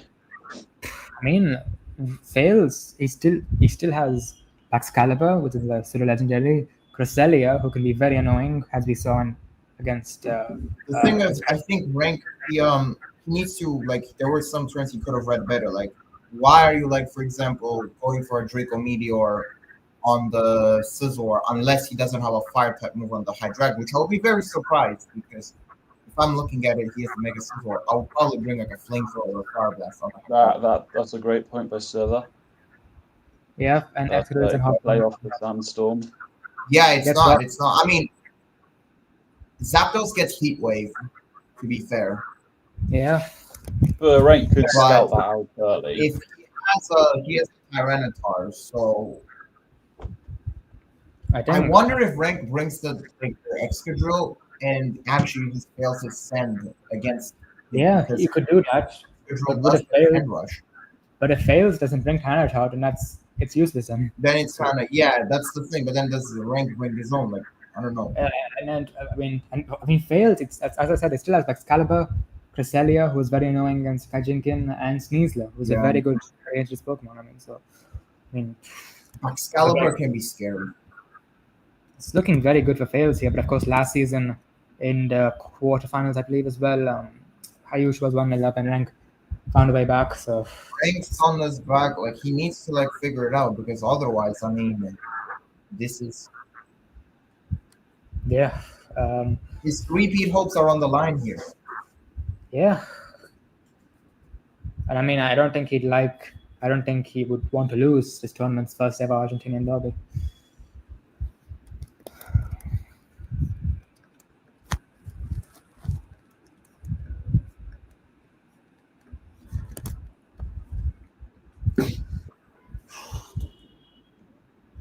Frank getting 6-0. 6-0 was not on my bingo card. Yeah, don't think it was the case for any. Don't think it was for any of us. I mean, that's insane. I mean, how many? We have a lot of top trainers here. How many of them have gotten 6-0? Not many. Not many at all.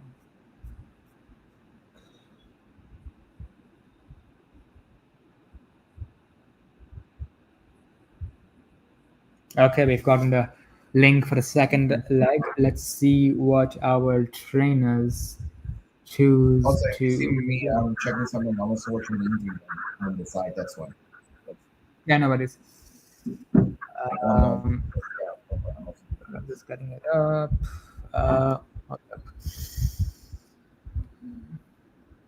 Okay, here we go. So rank brings Excadrill, and that is his only change. That's his only. So we do see it, but as you said, we don't see the Tyranitar though. No Tyranitar, and fails, even though he won 6-0, has made 2 changes, Cresselia and Sneasler. Sneasler. The thing is, you have to take this Cresselia down as soon as possible because I forgot. Okay, that Sneasler is actually a problem. Yeah, it's a monster. It is. It can be a monster. Okay, this is hidden power. There is also the option that rank can bring San and Stormon, Excadrill, and It's very. even if Tyranitar was to be here, he could have planned it out so Tyranitar could have gone and then he could have set that up. The thing is, but you waste the whole. The thing is, you waste the whole turn in setting up Sandstorm, so it's a bit risky. Mm-hmm. Yeah, well, So let's really see brings how he does it. Okay, Hidden power. hidden power. Is that what is that? Grass? Okay, is that ice? I think they would have done Grass more than with half if it was grass. Yeah, Swampert. Grass is his only weakness. Is this AV? It could. I think it has to be because there's no way it lives. Okay. Okay, now what? You probably click if you're rank. What do you do now? I guess Earthquake. Could that maybe that could have been hidden power psychic, considering that Sneasler's No, 3 it's times Swampert. into it. Double. It's Yeah, Yeah, it was against- Oh! Doodle, you were talking about he has 3 things better, and he did there. He did there. Yeah. I think you're. So okay, so my next switch. Very good. That's very good. Now back to Swampert. Now another hidden Now, power okay, grass. but now you do. But now an Earthquake can take this Manectric down, so it's a bit risky. Yeah, but you could just switch into the Landorus. I Yeah, think you probably. flip turn here if your fails. Oh, that's risky. Oh wait! That's Oh! Oh my god! 1 HP, 1%. My Manectric toughed it out, so rank 1 feels sad. Oh my god! Literally, like that should have. There's no way that should not kill. Did he Right? calculate That's that? like- is there even a calc? Can someone run it? Oh, Wait, maybe he planned a scenario out and put defensive EVs on Manectric so it would live. wow, that's clutch, though. Like, wow. I want to ask Rank if that was pure luck or not. Because I But feel like now- that should be killing. I mean, Manectric is very frail. Yeah, And it's not like it was like down by Intimidate either. So no. No, will this be a Legends Swords Dance focus Sword sash? Dance. I mean, yeah, it'd be perfect. Sword Dance, yeah. And it's a good move if Caesar gets away. I think you have to switch out because I think it's too risky to keep Scissor in. Yeah. That's why a Swords Dance would be a great option if that happens. Yeah. Poltergeist, he predicted it. The Cassaberry. Oh, oh, my it's a God. berry. Oh, but the next one kills. Yeah. So now what do you do? Well, that only did 21% damage. No, but it was because of the berry. Oh wait, no, Poltergeist wouldn't work because now it doesn't have an item. Oh. Oh. Okay, he has switches to Excadrill. Great prep. Yeah. By the way, this thing, I forgot what the move was called, but it has like a move where it can sacrifice itself to bring a teammate back to life or something. So watch out for that. Healing Wish? Yeah. Lunar Way. Yeah, but you Lunar Blessing. Lunar Blessing. Oh, yeah, Lunar Blessing. Sorry, yeah, that's the move. Okay. Celia. Let's see. Okay. So Landed now us. what? You're like. Okay, I think you go for The thing you. is, Celia, I feel like If it's faster than Ice Punch, if it has it. I don't think it will be faster because it's Your Scarf. rank does use Choice Scarf on Mhm. Landorus a lot, so would be a bit of a risk. Okay. Anyways, I think he's gonna go to maybe who does he go to now? Because Saddledge, unless it doesn't have unless it has another ghost type move, I don't think he can use it. Yeah, type of thing, it makes sense. Okay. Yeah.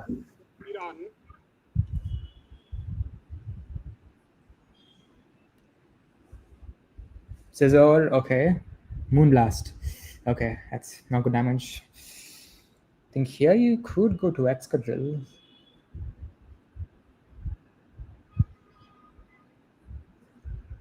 Is Moonblast the only offensive move this type of thing has? Scizor. Roost, that's a very good move. Could he have I a feel power like- 5? That would be crazy, but I don't think so. I think. Earthquake, okay. Ooh. U-turn. It does good damage though, but it has Roost, so it can heal back later. Okay, Zapdos, but then what? Oh, this thing is Scarf, isn't it? No. Is it? It is. Oh wait, no, okay, it's then not- yeah. I'm no, pretty sure because it's Earthquake. Now you switch. You probably Roost here if it fails. U-turn. Sorry. Yeah, he switched. Okay. Yeah. Now you probably Volt Switch. I would Also, assume. Landorus does not have a choice scarf. Very rare occasions. Volt switch. Oh, okay. Yeah. God, it's just a game of chess. Toxic, maybe. Swampert. Could have taken it down there if you went for attacking move. I'm not sure. What attacking Yeah, move but it I was. suppose he's trying to go to chilly reception. Settle edge. It's a bit. Yeah, I it think is faster. It's faster than Poltergeist kill. Poltergeist, yeah. Trailblaze maybe. Oh, that'd be a very good move. Solar Blade. Oh my God. Oh. Okay, I mean, I guess the grass type move, I suppose, but I guess it was a grass type move, but I guess I didn't care. That's a bit of a weird move to use though. It was only on 21%. You could have gone for Poltergeist.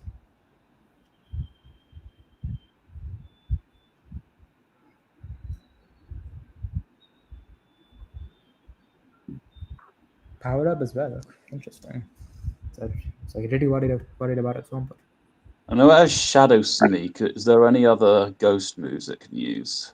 Bitter Blade is one it can have. That's a fire move, I think. Does it learn Is it? Shadow Claw? Oh wait, Is it no. Blade? Oh, Good okay. one. Well, I mean, I think that thing that might be fire, but like still, you see the big damage.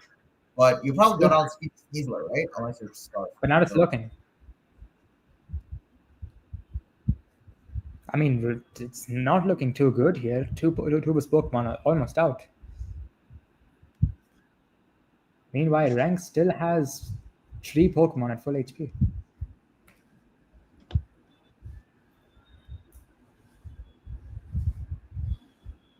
Cresselia. Bitter Blade again? Oh. Wait, hold up. It's a Ghost type move, right? Bitter Blade.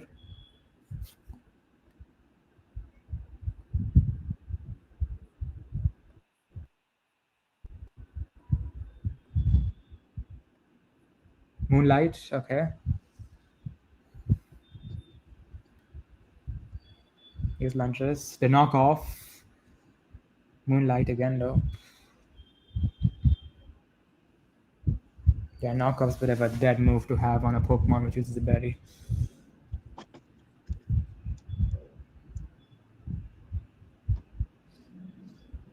think you probably U-turn here. Oh, Settle Edge, okay. Psyshock. Bitter Blade. Oh, Toxic. That's big. That's a big one. It's now Settle Edge. It's on borrowed time now.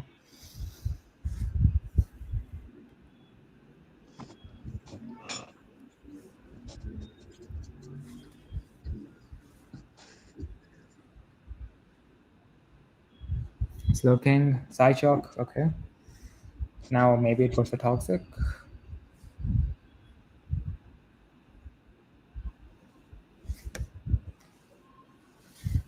Swampert. Seed Reception again. The Slowking is not... I mean, it's not really showing its moves. That's for a reason. Magnetric, ooh. This is interesting. I think he probably have to switch out, but then does it have a move for the Cresselia or the Scissor? Overheat. He predicted it. He predicted it. Oh wow! The Scissor is down. Okay, well that's better than the last battle already. Hidden power. Does it KO? It still can, right? I think it can. No, you just switch. Yeah, 41%, 41. You probably flip turn if your fails. Yeah. Oh my god. I think Hidden power kills 41%, so it's 20.5.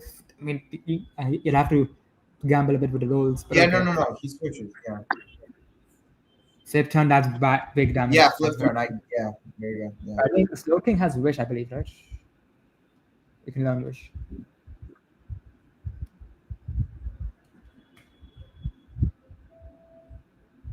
Here's Zapdos. But now, okay, so it's not faster, so it has to switch out. Cresselia. Stone Edge. Oh, he stayed in. Some balls, yeah. Knockoff. Rank does bring knockoff on Landorus a lot. Could have gone for you there, but okay. Moonlight's not. Oh yeah, knockoff wouldn't have worked because of the berry. Yeah, the berry's off here. Zapdos, the Moonblast here. Okay, that's some very good damage on the Zapdos, but now it outspeeds and you have to switch out. This seems like quite a good position for Luxray to come in. So Zapdos does learn Heat Wave. Ooh. I don't think he should have stayed in there. That was a bad play, I think. The thing is, switch to X to it's drill. slowly getting chipped damaged though. Like every switch, so it's like. Well, actually, you could switch to Slowking as well. Yeah. Great. Oh, he predicted it. Oh, it's a good prediction. That's bad. That's very bad from Rank. That's very bad. No, you lose. Oh, that's bad because now he lost. Like, okay. He got the call wrong. Now what though? How do you switch? Yeah. Full switch. Yeah. You Moonlight here, probably. Yeah. No, you go into the Settle Edge if you're ranked. But I don't think Bitter Blade KOs. Does it not? Has the Cresselia lost its Bitter Blade? It doesn't. No, yeah. Oh yeah, Bitter Blade heals as well. Yeah. Just Cresselia is it's causing all sorts of issues. Can't really. Okay. Moonlight. Yeah. Smart. If you have Toxic, you have to use it now. is a big turn because now like you're not gonna attack because Slowking is like very good special. Slowking special defense is like very good. So Sneeze there. all right. Psychic. Oh, okay. Okay, big. It's down. Okay. And now rank. Fails. It only really has Zapdos. So it's fast now. You just go for Psychic again here, no? Oh, Roost. Okay, good one. That's big.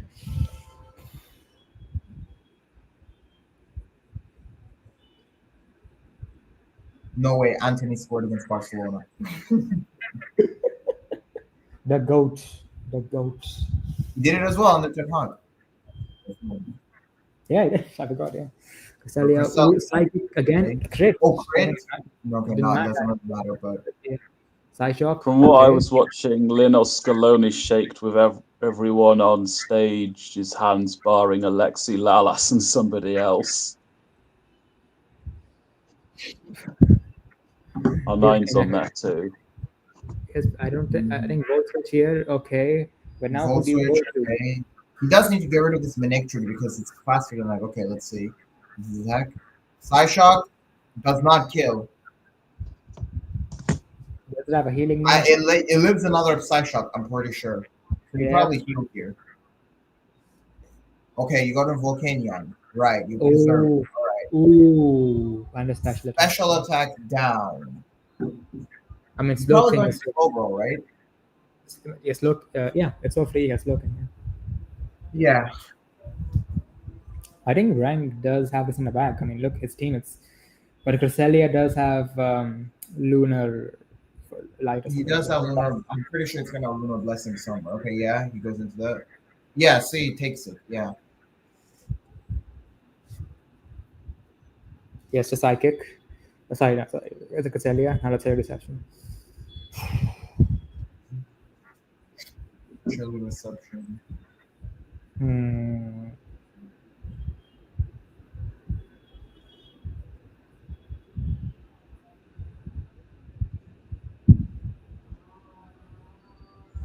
Cellular Edge.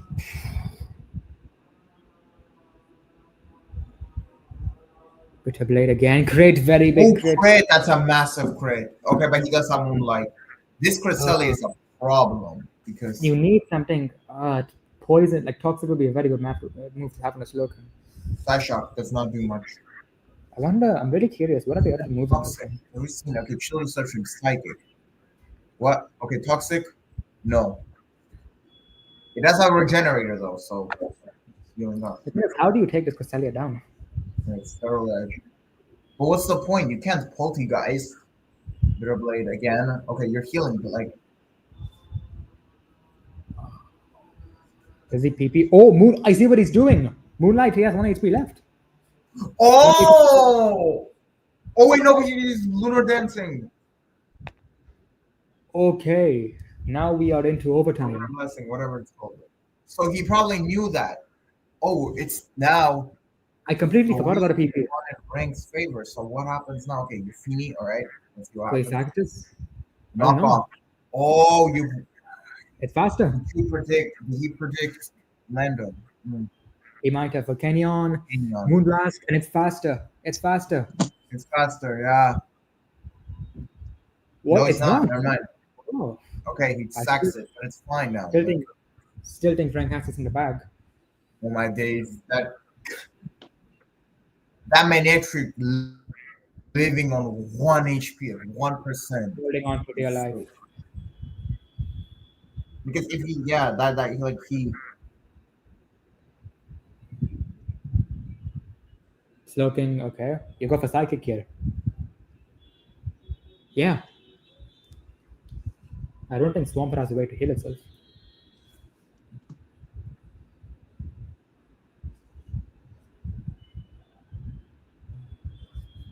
Knock off. Ooh, but a berry, the Colbo berry. Berry.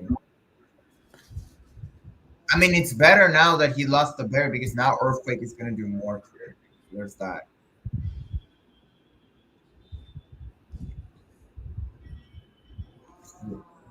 Big turn. You probably go into I think you sack my Nectar here. Yeah. Yeah, you have to sack my next one. One last hidden power grass. Yep. Value to my Nectar. What a hero it's been. Yeah, there you go. Yeah, Zapdos. But you probably go into Landorus now. I would I'd imagine imagine so. probably what you Stone Edge. Okay. Yep. Okay. That might be all she wrote. Yeah, They can use Here you go. knockoffs. This is answer for Swampert. Settle edge. It's access. Sterile Edge. Flip turn. But it's gonna die to the poison. Oh dear. Yeah. Okay, that was a bit strange. Interesting. Okay, Alright, he's so not Sterile ready. Edge. Right, Not now, there yet, but I think he should be fine. But the roost is gonna be a bit annoying. Full switch. But how do you kill this though? You just do that, yeah. As long as you have Landorus, the slow king is unkillable. Because you can The just thing throw is, it out. now what he can do is he can just flip turn. Oh yeah. You know what true. I think if he plays this correctly, because now he's probably gonna switch into the. Oh, he stayed in. Has big damage. Okay. Psychic. Oh, almost kills. Does it, Yeah. Did it have roost? Yeah, it had roost. Oh. Wait, this is tight. This is tight. Ah, this is gonna be tight because do you switch into the Landorus now? But does he predict a roost, or do you stay in with the slow? No, I think you have to go for the psychic here. I think. This is No. as tight as a pussy. All right, let's see. Oh. That thing's faster. But does it have hurricane? Wait, isn't the Landorus faster though because of Scarf? It is. Why? Wait. Wait, why knock off? Why? Why? Wait. But now it can roost. What are you doing? No. No, why Poison would it? you? Wait, Wait, why? why- Wait, why why? did he Why? lose? Okay. Oh wait, no, it's done anyway because Swampert Earthquake. No way. Oh no! He had Yikes. No, that. you can't knock off He there. had that. He had that. Why would you knock off? Just like Because then even if the Stone Edge, even if he Swampert switched into a Stone Edge, you could then rebound. Rank is out. in the quarterfinals, nonetheless. Quarterfinals. Huh? I don't know how he didn't win Oh. that. He's even in control of the game for most part.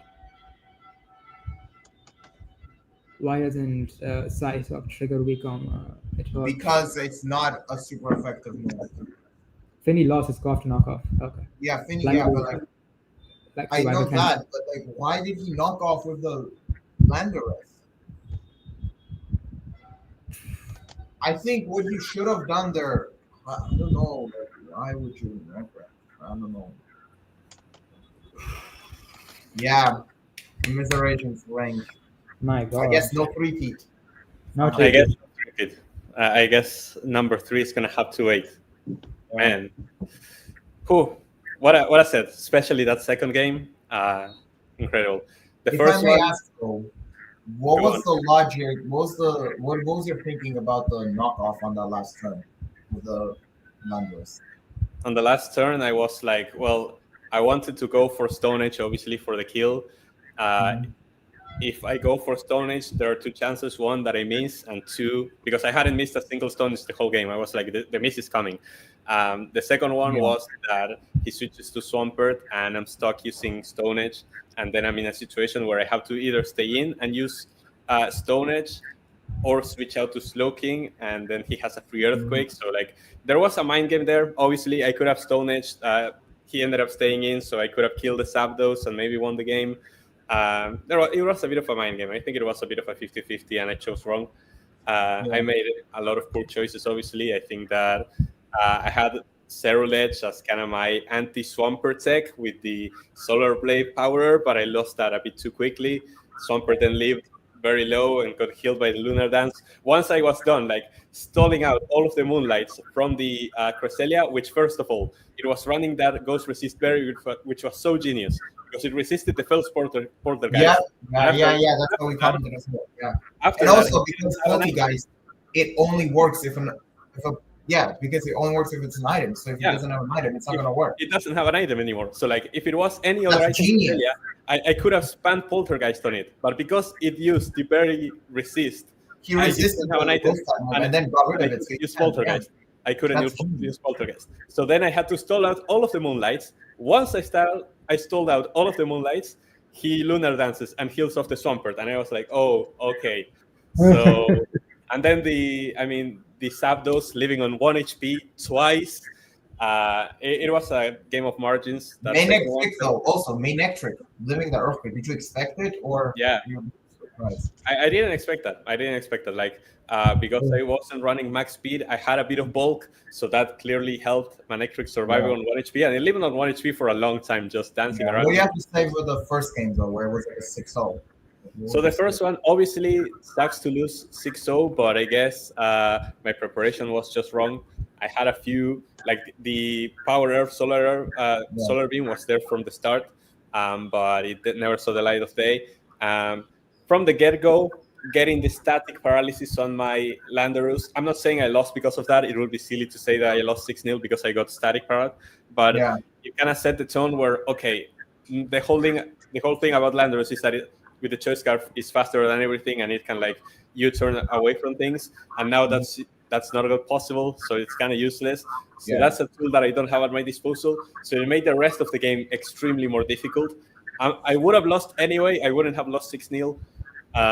But still, I was underprepared for many of the things that he brought, and his team is just super solid and has a lot of answers into everything. Yeah, that's I mean, that's a very well-balanced squad. First time you didn't make the semifinals, right?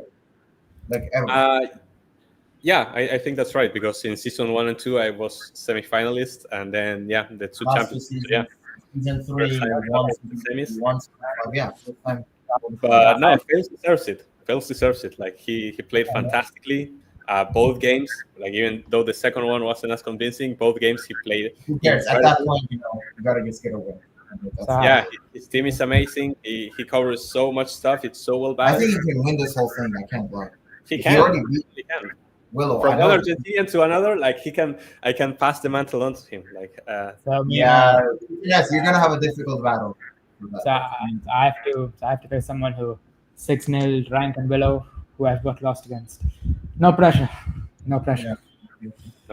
Ray, if this drowns your sorrows, Argentina's World Cup match schedule has been revealed. Well, not really, because we're not playing in the East Coast, which was the whole thing. No, I can watch 2 games for Argentina. I might go watch Messi. You can. Doodle can get Argentina in his backyard, but not me. So no cigar there. But well, anyway, because his team might play in that part of the US. Both games are almost an hour long. Yeah, no. We'll have the replays to go through, so like this shouldn't take us long. But we had 2 incredible sets. One that went to 3 games, another one that went on with a second game that went on for so long. It was bound to happen. Like after the 2 championships, I thought I'd be more mad about losing. I'm not too mad about it. Obviously, it stings. It sucks to lose, but losing against someone like Fails, who has proven to be one of our stronger trainers, no shame in that. So I can live with my head held up high despite the disappointment, which I admit that it is, because like Doodle was saying, it's the first time I don't make the semifinal, so obviously it's a disappointment, but it is what it is. With that, we have 2 more quarterfinal sets to look through.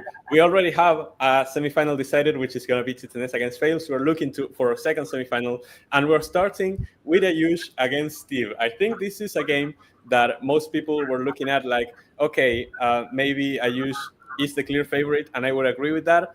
But I think that Steve has a real shout in this. We'll have to see what his preparation looks like. We have the game up here, so let me bring it up to see what the lineups were for this first game between Ayush and Steve.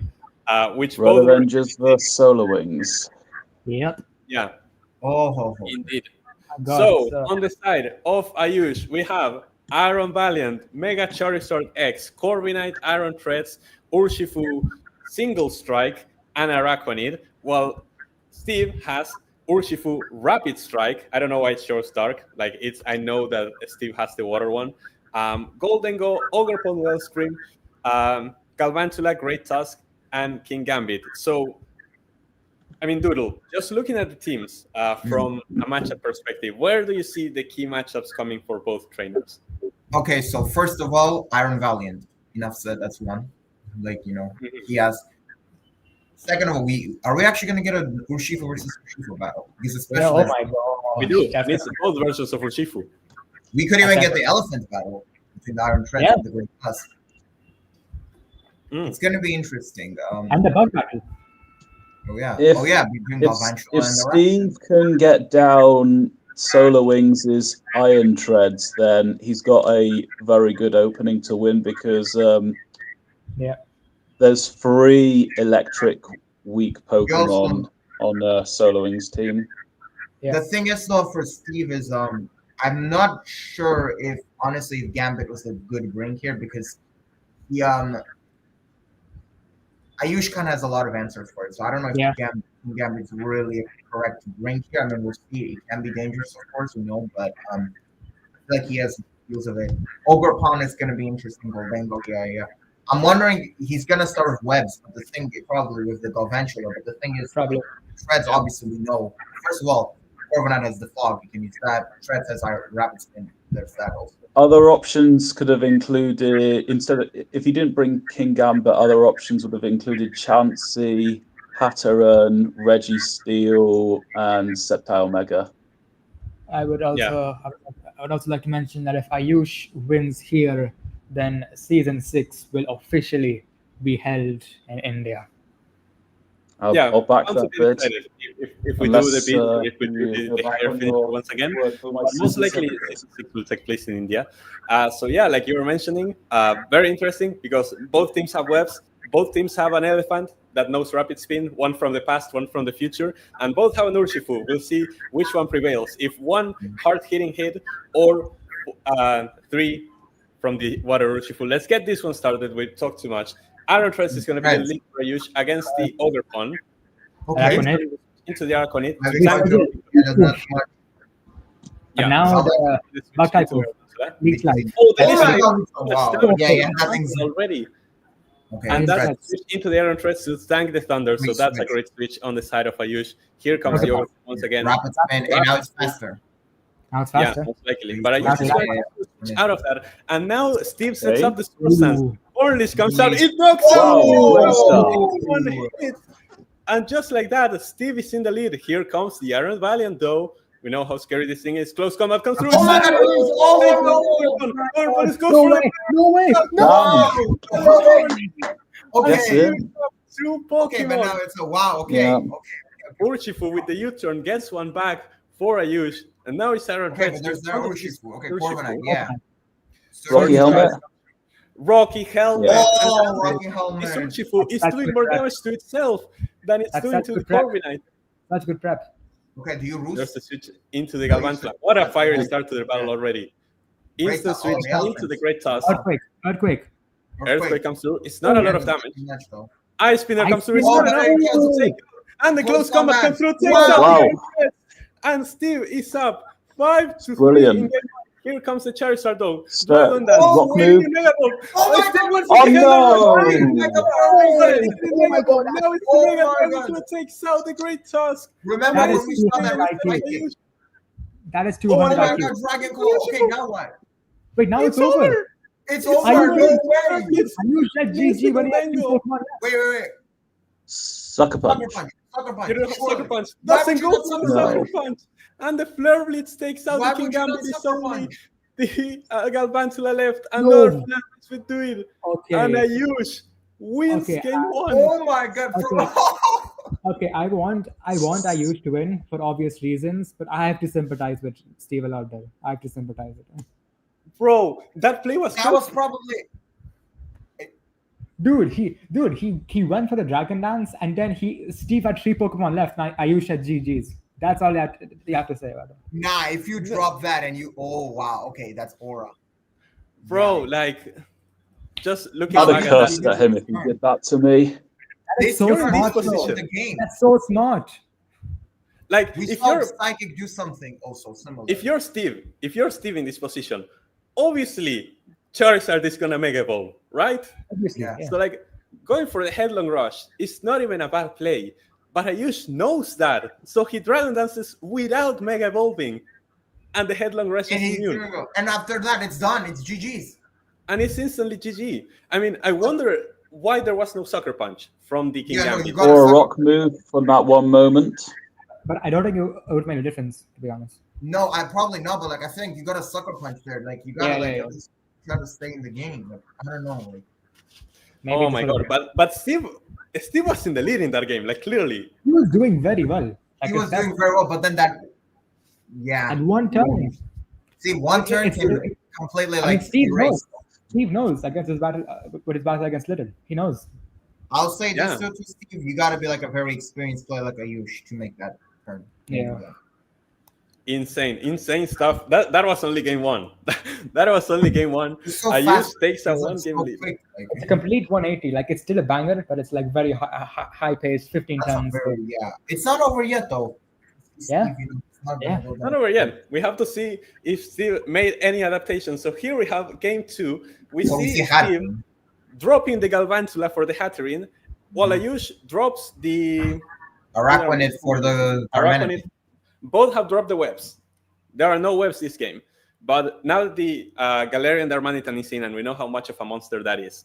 And we have to see if Probably the gonna be adaptation of Scarf, right? Hatterene... Because Gorilla Tactics is like a choice band ability. Yeah, it's like a choice band. You can have double choice band, or you can have Scarf plus choice band with that Pokemon. It's so ridiculous. Double choice band does so much damage. Like, Yeah, obviously.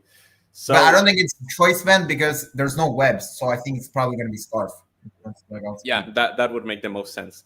So now we have to see, can Steve pull this one back and bring us to a game three, or will Ayush secure a spot in the semifinals? Let's get down to game two. Darmanitan is going to be the lead against the Ogerpon right away, and Steve is going to decide to switch out of that one. U-turn. Yeah. And now here comes the Here we Charizard go. once again. Dragon Dances without Mega in, and here comes the Shadow Ball. That's so much damage Oh! to Charizard already. And here comes the Okay, wait, Urshifu wait. to tank this Okay. Earthquake. And now you have Aqua Jet potentially, but Ayush knows that. Surge Strike No, comes through Surge once Strike. again. But the thing is, into the again, Corviknight. you're saying you're just gonna kill it. It's going to take itself out. Oh my god. Oh my days! Just takes the Yikes. Urshifu out. Yeah, No, this no, Now, Urshifu Steve, is not now having a good. he should have read that. He should have known. This is Flare Blitz. Flare Blitz is so much damage into the That was- Hatterene. The Oh, Charizard okay. is going to go down. Oh, okay. But this Hatterene is now so incredibly low, and we know how slow it is. Alright. Aerothreats comes in, and the Heavy Slam Okay, is he's going to be enough to taxing. take out the Oh. Hatterene. Here comes the Great Toss, Battle of the Elephants. Once again, Corviknight is going to be the No, switch into the no. Headlong Rush. Yeah, Great switch on the side of Ayush. right. Here comes King This Gambit. can be body U-turn. press. Okay, no, it's not. Here comes the Iron Valiant once again, getting that This is- speed boost. Sucker So you punch. switch out, but the Sword Stance comes through in front of the No. Golden Gun. There's the knockoff, Yeah, taking out the Golden easy. Gun in a single hit. Oh, And this Iron Yeah, how do Valiant you is on stop- Oh my Oh my God. god, you Ayush just already had giving PG it again. GG, and the close It's- combat oh is my gonna one days. shot Dude, the Ogre Pond. Sucker You punch, cannot come stop on. it. It doesn't sucker What? punch. It switches out into the What's Great the Toss, but point, the Great though? You Toss just- takes There's so no much point. damage That's from no the close point. combat. Spirit Spirit Break Break. takes out. It's all down to the King Gambit. The last line of defense for Steve That's goes the for point. the Yeah, sucker sucker punch. punch. Is Don't not let even it- close yeah, to it's enough. done. He just And did it again. Iron Valiant okay, I think is gonna Ayush close has out the officially- tie. Okay, he has officially become the Zlatan of the Pokemon tournament. He genuinely said GG twice. Mhm. And Oh my god, bro! Aaron, first the Mega Charizard sweep, and now the Iron Valiant sweep. What a performance from Ayush! I mean, Steve, he did pretty well, especially in that game one.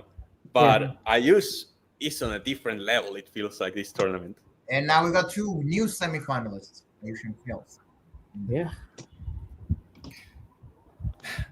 Crazy scenes. Congratulations to Ayush. Commiserations once again to Steve. Once again, he falls short in the quarterfinals, which I'm sure is not what he wants. But I mean, that was a close set. There's nothing to be embarrassed about from that one. I don't know why I cannot change the StreamYard screen from looking like this. Can you do that, Titanes? I don't know if you can shift the... It's fine for me. It looks fine for me. Oh, maybe I'm the only one who... Things lagging out a bit. Okay, I think I'll join back. But yeah, I mean, what a game that was. And yeah, now we have. I think Steve probably is.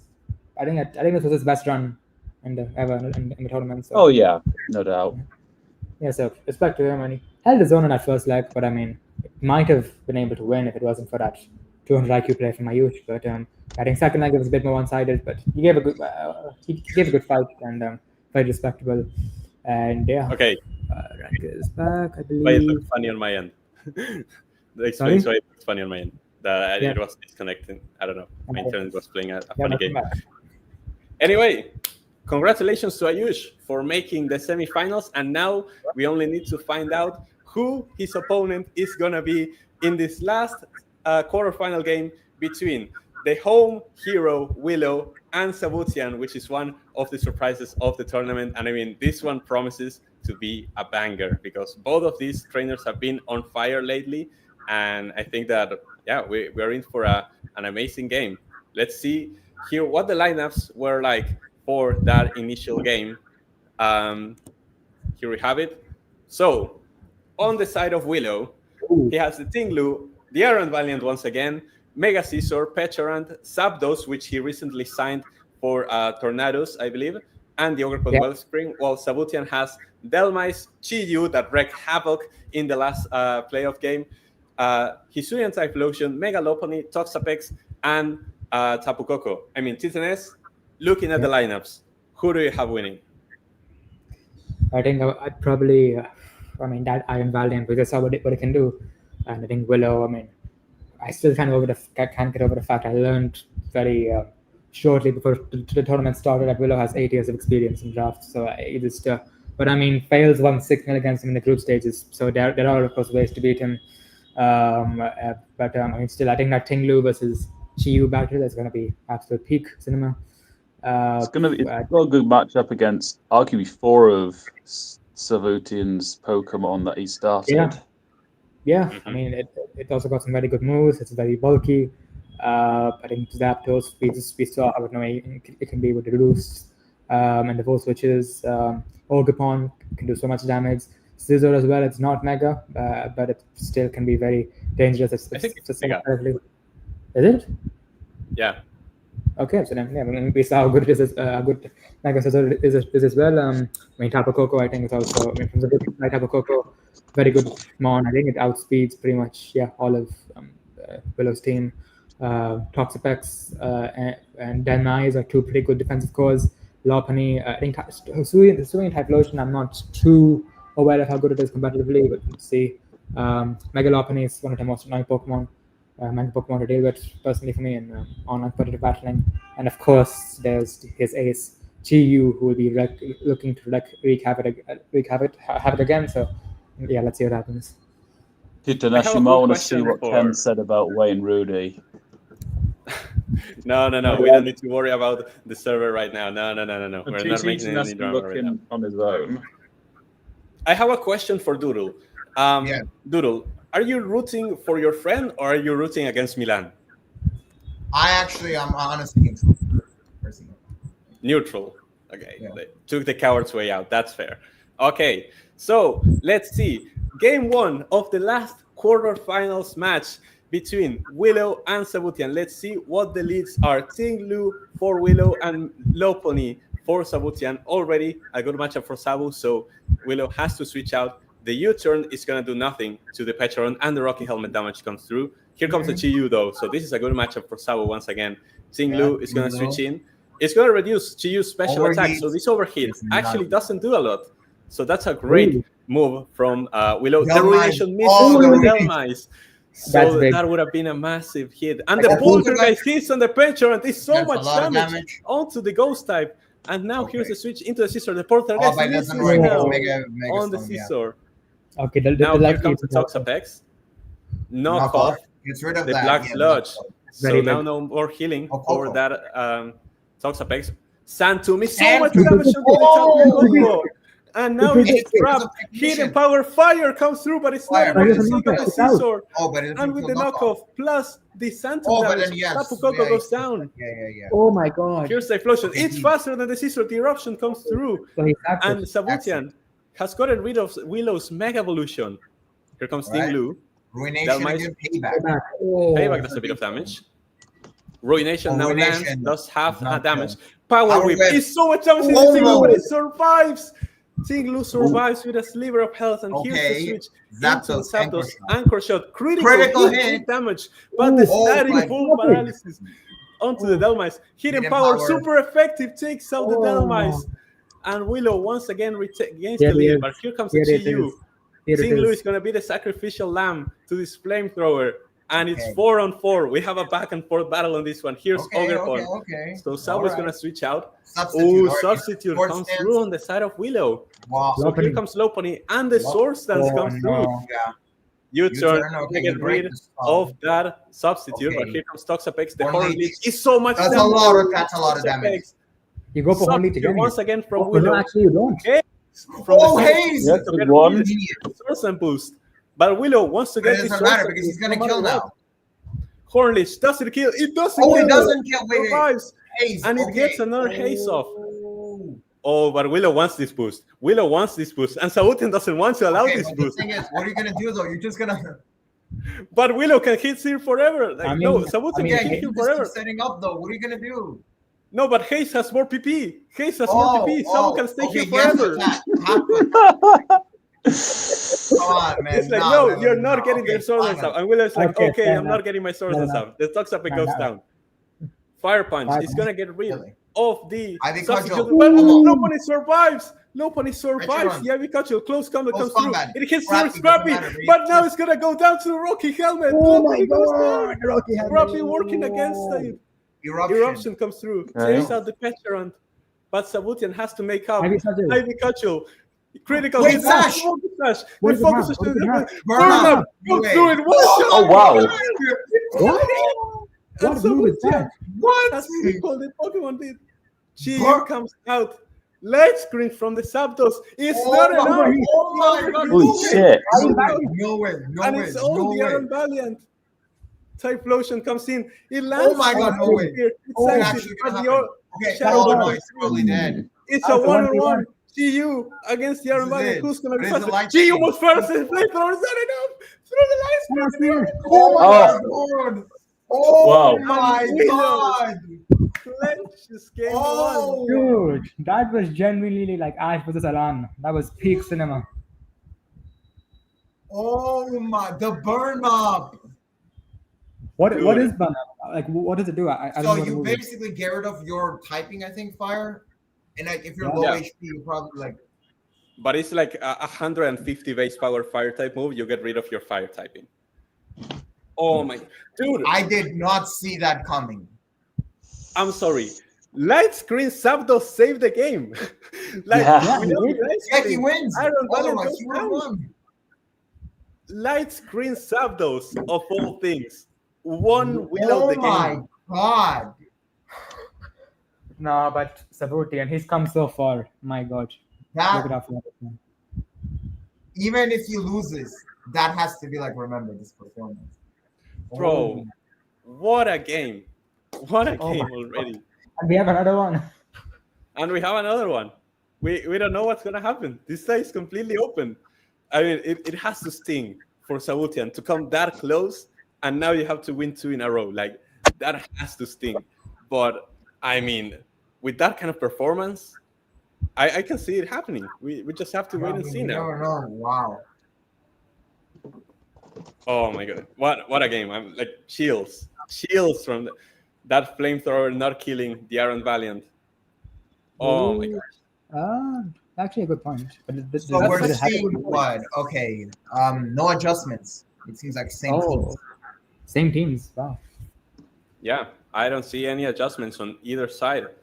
So Sabutian is saying, okay, I can win with this team. I just need to play better. Or maybe there are changes in the items, in the moves. There's something that's always hidden, but at least maybe the nature. 12 Pokemon are the same. Okay, So now this we have is to see. interesting now. Does Willow win and make his second consecutive semifinal, or does Sabutian force a game 3? We'll find out. Let's see what the leads are. Chiyu is the lead for Sabu against the Tinglu once again from Willow. Ooh, here it is. This is the best matchup. The lead, the switch into the Dalmice. The Earthquake, not a lot of damage to the Dalmice. Now the Ruination lands a lot of damage onto the Dalmice. And the Poltergeist is going to do nothing. Yeah, now he probably predicted the switch. Willow calls his bluff, and now here's the switch into Zapdos. The Poltergeist is going to connect, and it's so much damage into Zapdos. Dalmice is putting in work. Here comes the Tapu Koko now. Hidden Power, not super effective. He switches, all right. Switch into Lopunny. But this is now good for Soul. It's genius. But now you switch into the Petron. He didn't Mega. He didn't Mega. So now the switch into the Chiyu once again. Yeah. And I feel like we're going to be in this stance for a while. Overheat, not a lot of damage. Not too much. All right, now. Probably. Toxapex. Ruination. That's a good move. To the Ruination. But obviously it can heal up with Regenerator. Earthquake, not a lot of damage to the Dalmice. But now this payback critical hit takes out the Dalmice. And that's the first knockout. I mean, why is he not? Game, I didn't think it would have killed. Why is he not Mega rolling? That's my question. Ruination again. Lopunny, the Earthquake is going to do a lot of damage. Lopunny as well, and it goes down. 2 critical hits on this Tinglu and 2 kills. Oh my god. Oh dear. Take out the Chiyu. This Tinglu has picked up 3 kills.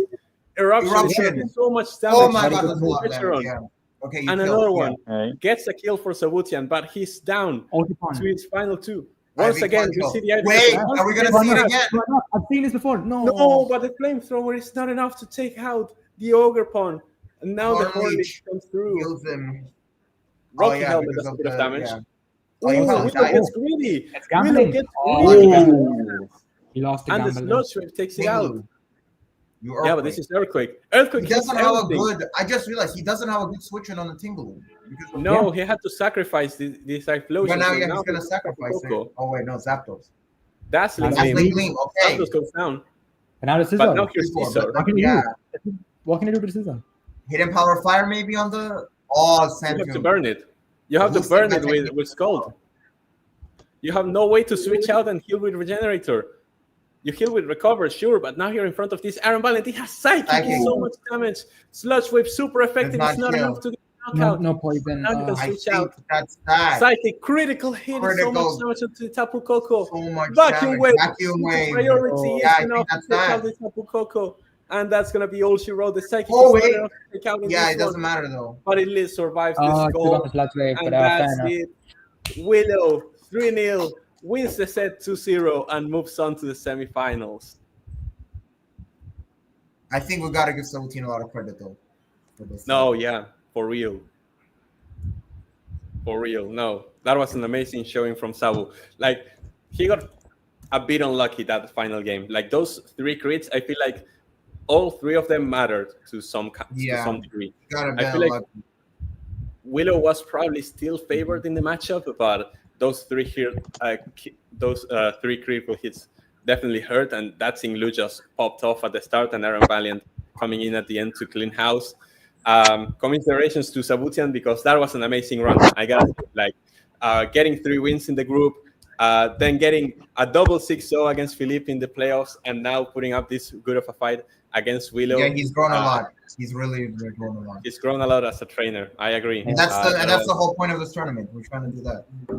And I think so I'm sure that if Sabu decides to return for season 6, that he's gonna be even stronger. And I'm really looking forward to see how that develops. And that concludes the quarterfinals. Congratulations to Willow for advancing to the top 4 once again. And we have our matchups. I'm editing right now the documents so that we can actually put them in this place. But I mean, what a stream we had today! Like with these quarterfinal ties, it was amazing. Yeah. I think all 4 games were amazing in their own ways. Very, very good sets overall. I think that the quarterfinals were bangers overall. Yeah, I agree. Oof. Anyway, I'm finishing up these documents, so you can give me a moment. All right. Growth is a seed There for we go. Potsdam. Yeah, most definitely. Yeah. So now we can look forward to what's going to take place next week, next Saturday, here at the Pokemon Premiership. We have our semifinals. We have Ayush against Willow. The experience in Draft League against the experience in Ladder. That one's going to go crazy. They both won their sets. It wasn't convincing in the first game, but the second one, a much better performance from both. At the end, they both got through. That's so, yeah. Yeah, and two of our strongest trainers, like for sure. Like Ayush, like I stopped him, but it was a very close set where he pushed me to the limit last season, and now making it to the top 4 in his second season, while Willow, back-to-back semifinals, looking to make it into back-to-back finals. And that semifinal already is cinema. While on the other side, T10S against Fails. Like T10S on his redemption arc as well, after not making the semis, back in the semis in this tournament and looking stronger than ever. And Fails, the one who came out of nowhere, took out the defending champion and now going up against T10S. I mean, any thoughts? You know what I noticed though? Only me and T10S had like 2 games that went to 3 games. Others are all 2 games. Interesting. Like all of the quarterfinals were great, but your guys are the only ones that went to game 3. Yeah. Yeah. I mean, T10S, any impressions of Fails like so far? Because he's been outstanding. Yeah, obviously, I'm gonna have to perform at my 110% because I think anything else will not get me over the line. Because Willow and yourself have both beaten me on numerous occasions in previous seasons, and he's 6-0 to you both. So I mean, I'm gonna have to have the games of my life to beat him. But it's gonna be a very big challenge, and but this isn't the first big challenge I've conquered, and we'll stick together and hopefully conquer another one, and this time actually win the final. Yeah, that's crazy too. Like no European representatives. Yeah, because 7 vectors are both grouped. Yeah, we have 2 people from India, an Argentinian and an American. So on that other note, like Ayush against Willow, I mean, any thoughts on this matchup? Because I cannot predict a winner on this one. Like, I think it's extremely close. I can't, no. I'm going to stick to my original knockout predictions and say that the final will be the New York Buffalants versus Bangkok Shinobis. Very likely that happens. I mean, but both matchups feels 50-50 to me. Like I'm not denying that either. I think in these, like, in either one, it's like it's really pointless doing prediction because it's like you can really go either way. I feel like yeah, fantastic stuff. Almost 2 hours and a half of stream. It didn't end up being that long because the replays went by fairly quickly, but they were both very intense. Like it was really a fantastic stream for amazing sets today. I mean, even though I got eliminated, I'm still super happy with how this turned out, and I think that we're in for a fantastic set of semifinals. Thank you to everyone who's watched. Thank you to guys for joining the panel. Do you have any final thoughts before we go wrap up? Is it true India Season 6 is confirmed? We have to look into it, but I think it's very likely that Season 6 is coming to India. So T10S reacted with a 100% to Ken's question. Season 6 confirmed for India? Because my interpretation was that Fails is from Argentina, who already hosted. Willow is from the US, who are hosting this time. So the only other possible options are myself and Ayush, which are India. I think we're gonna have to host in India. Yeah.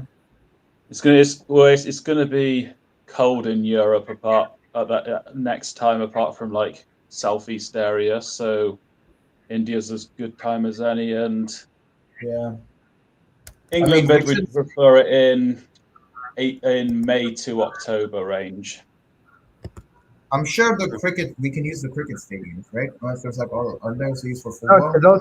there's a couple of football stadiums. Like, in fact, I think the third highest attendance in football history was a game in Kolkata. 130,000 people attended. That Yeah.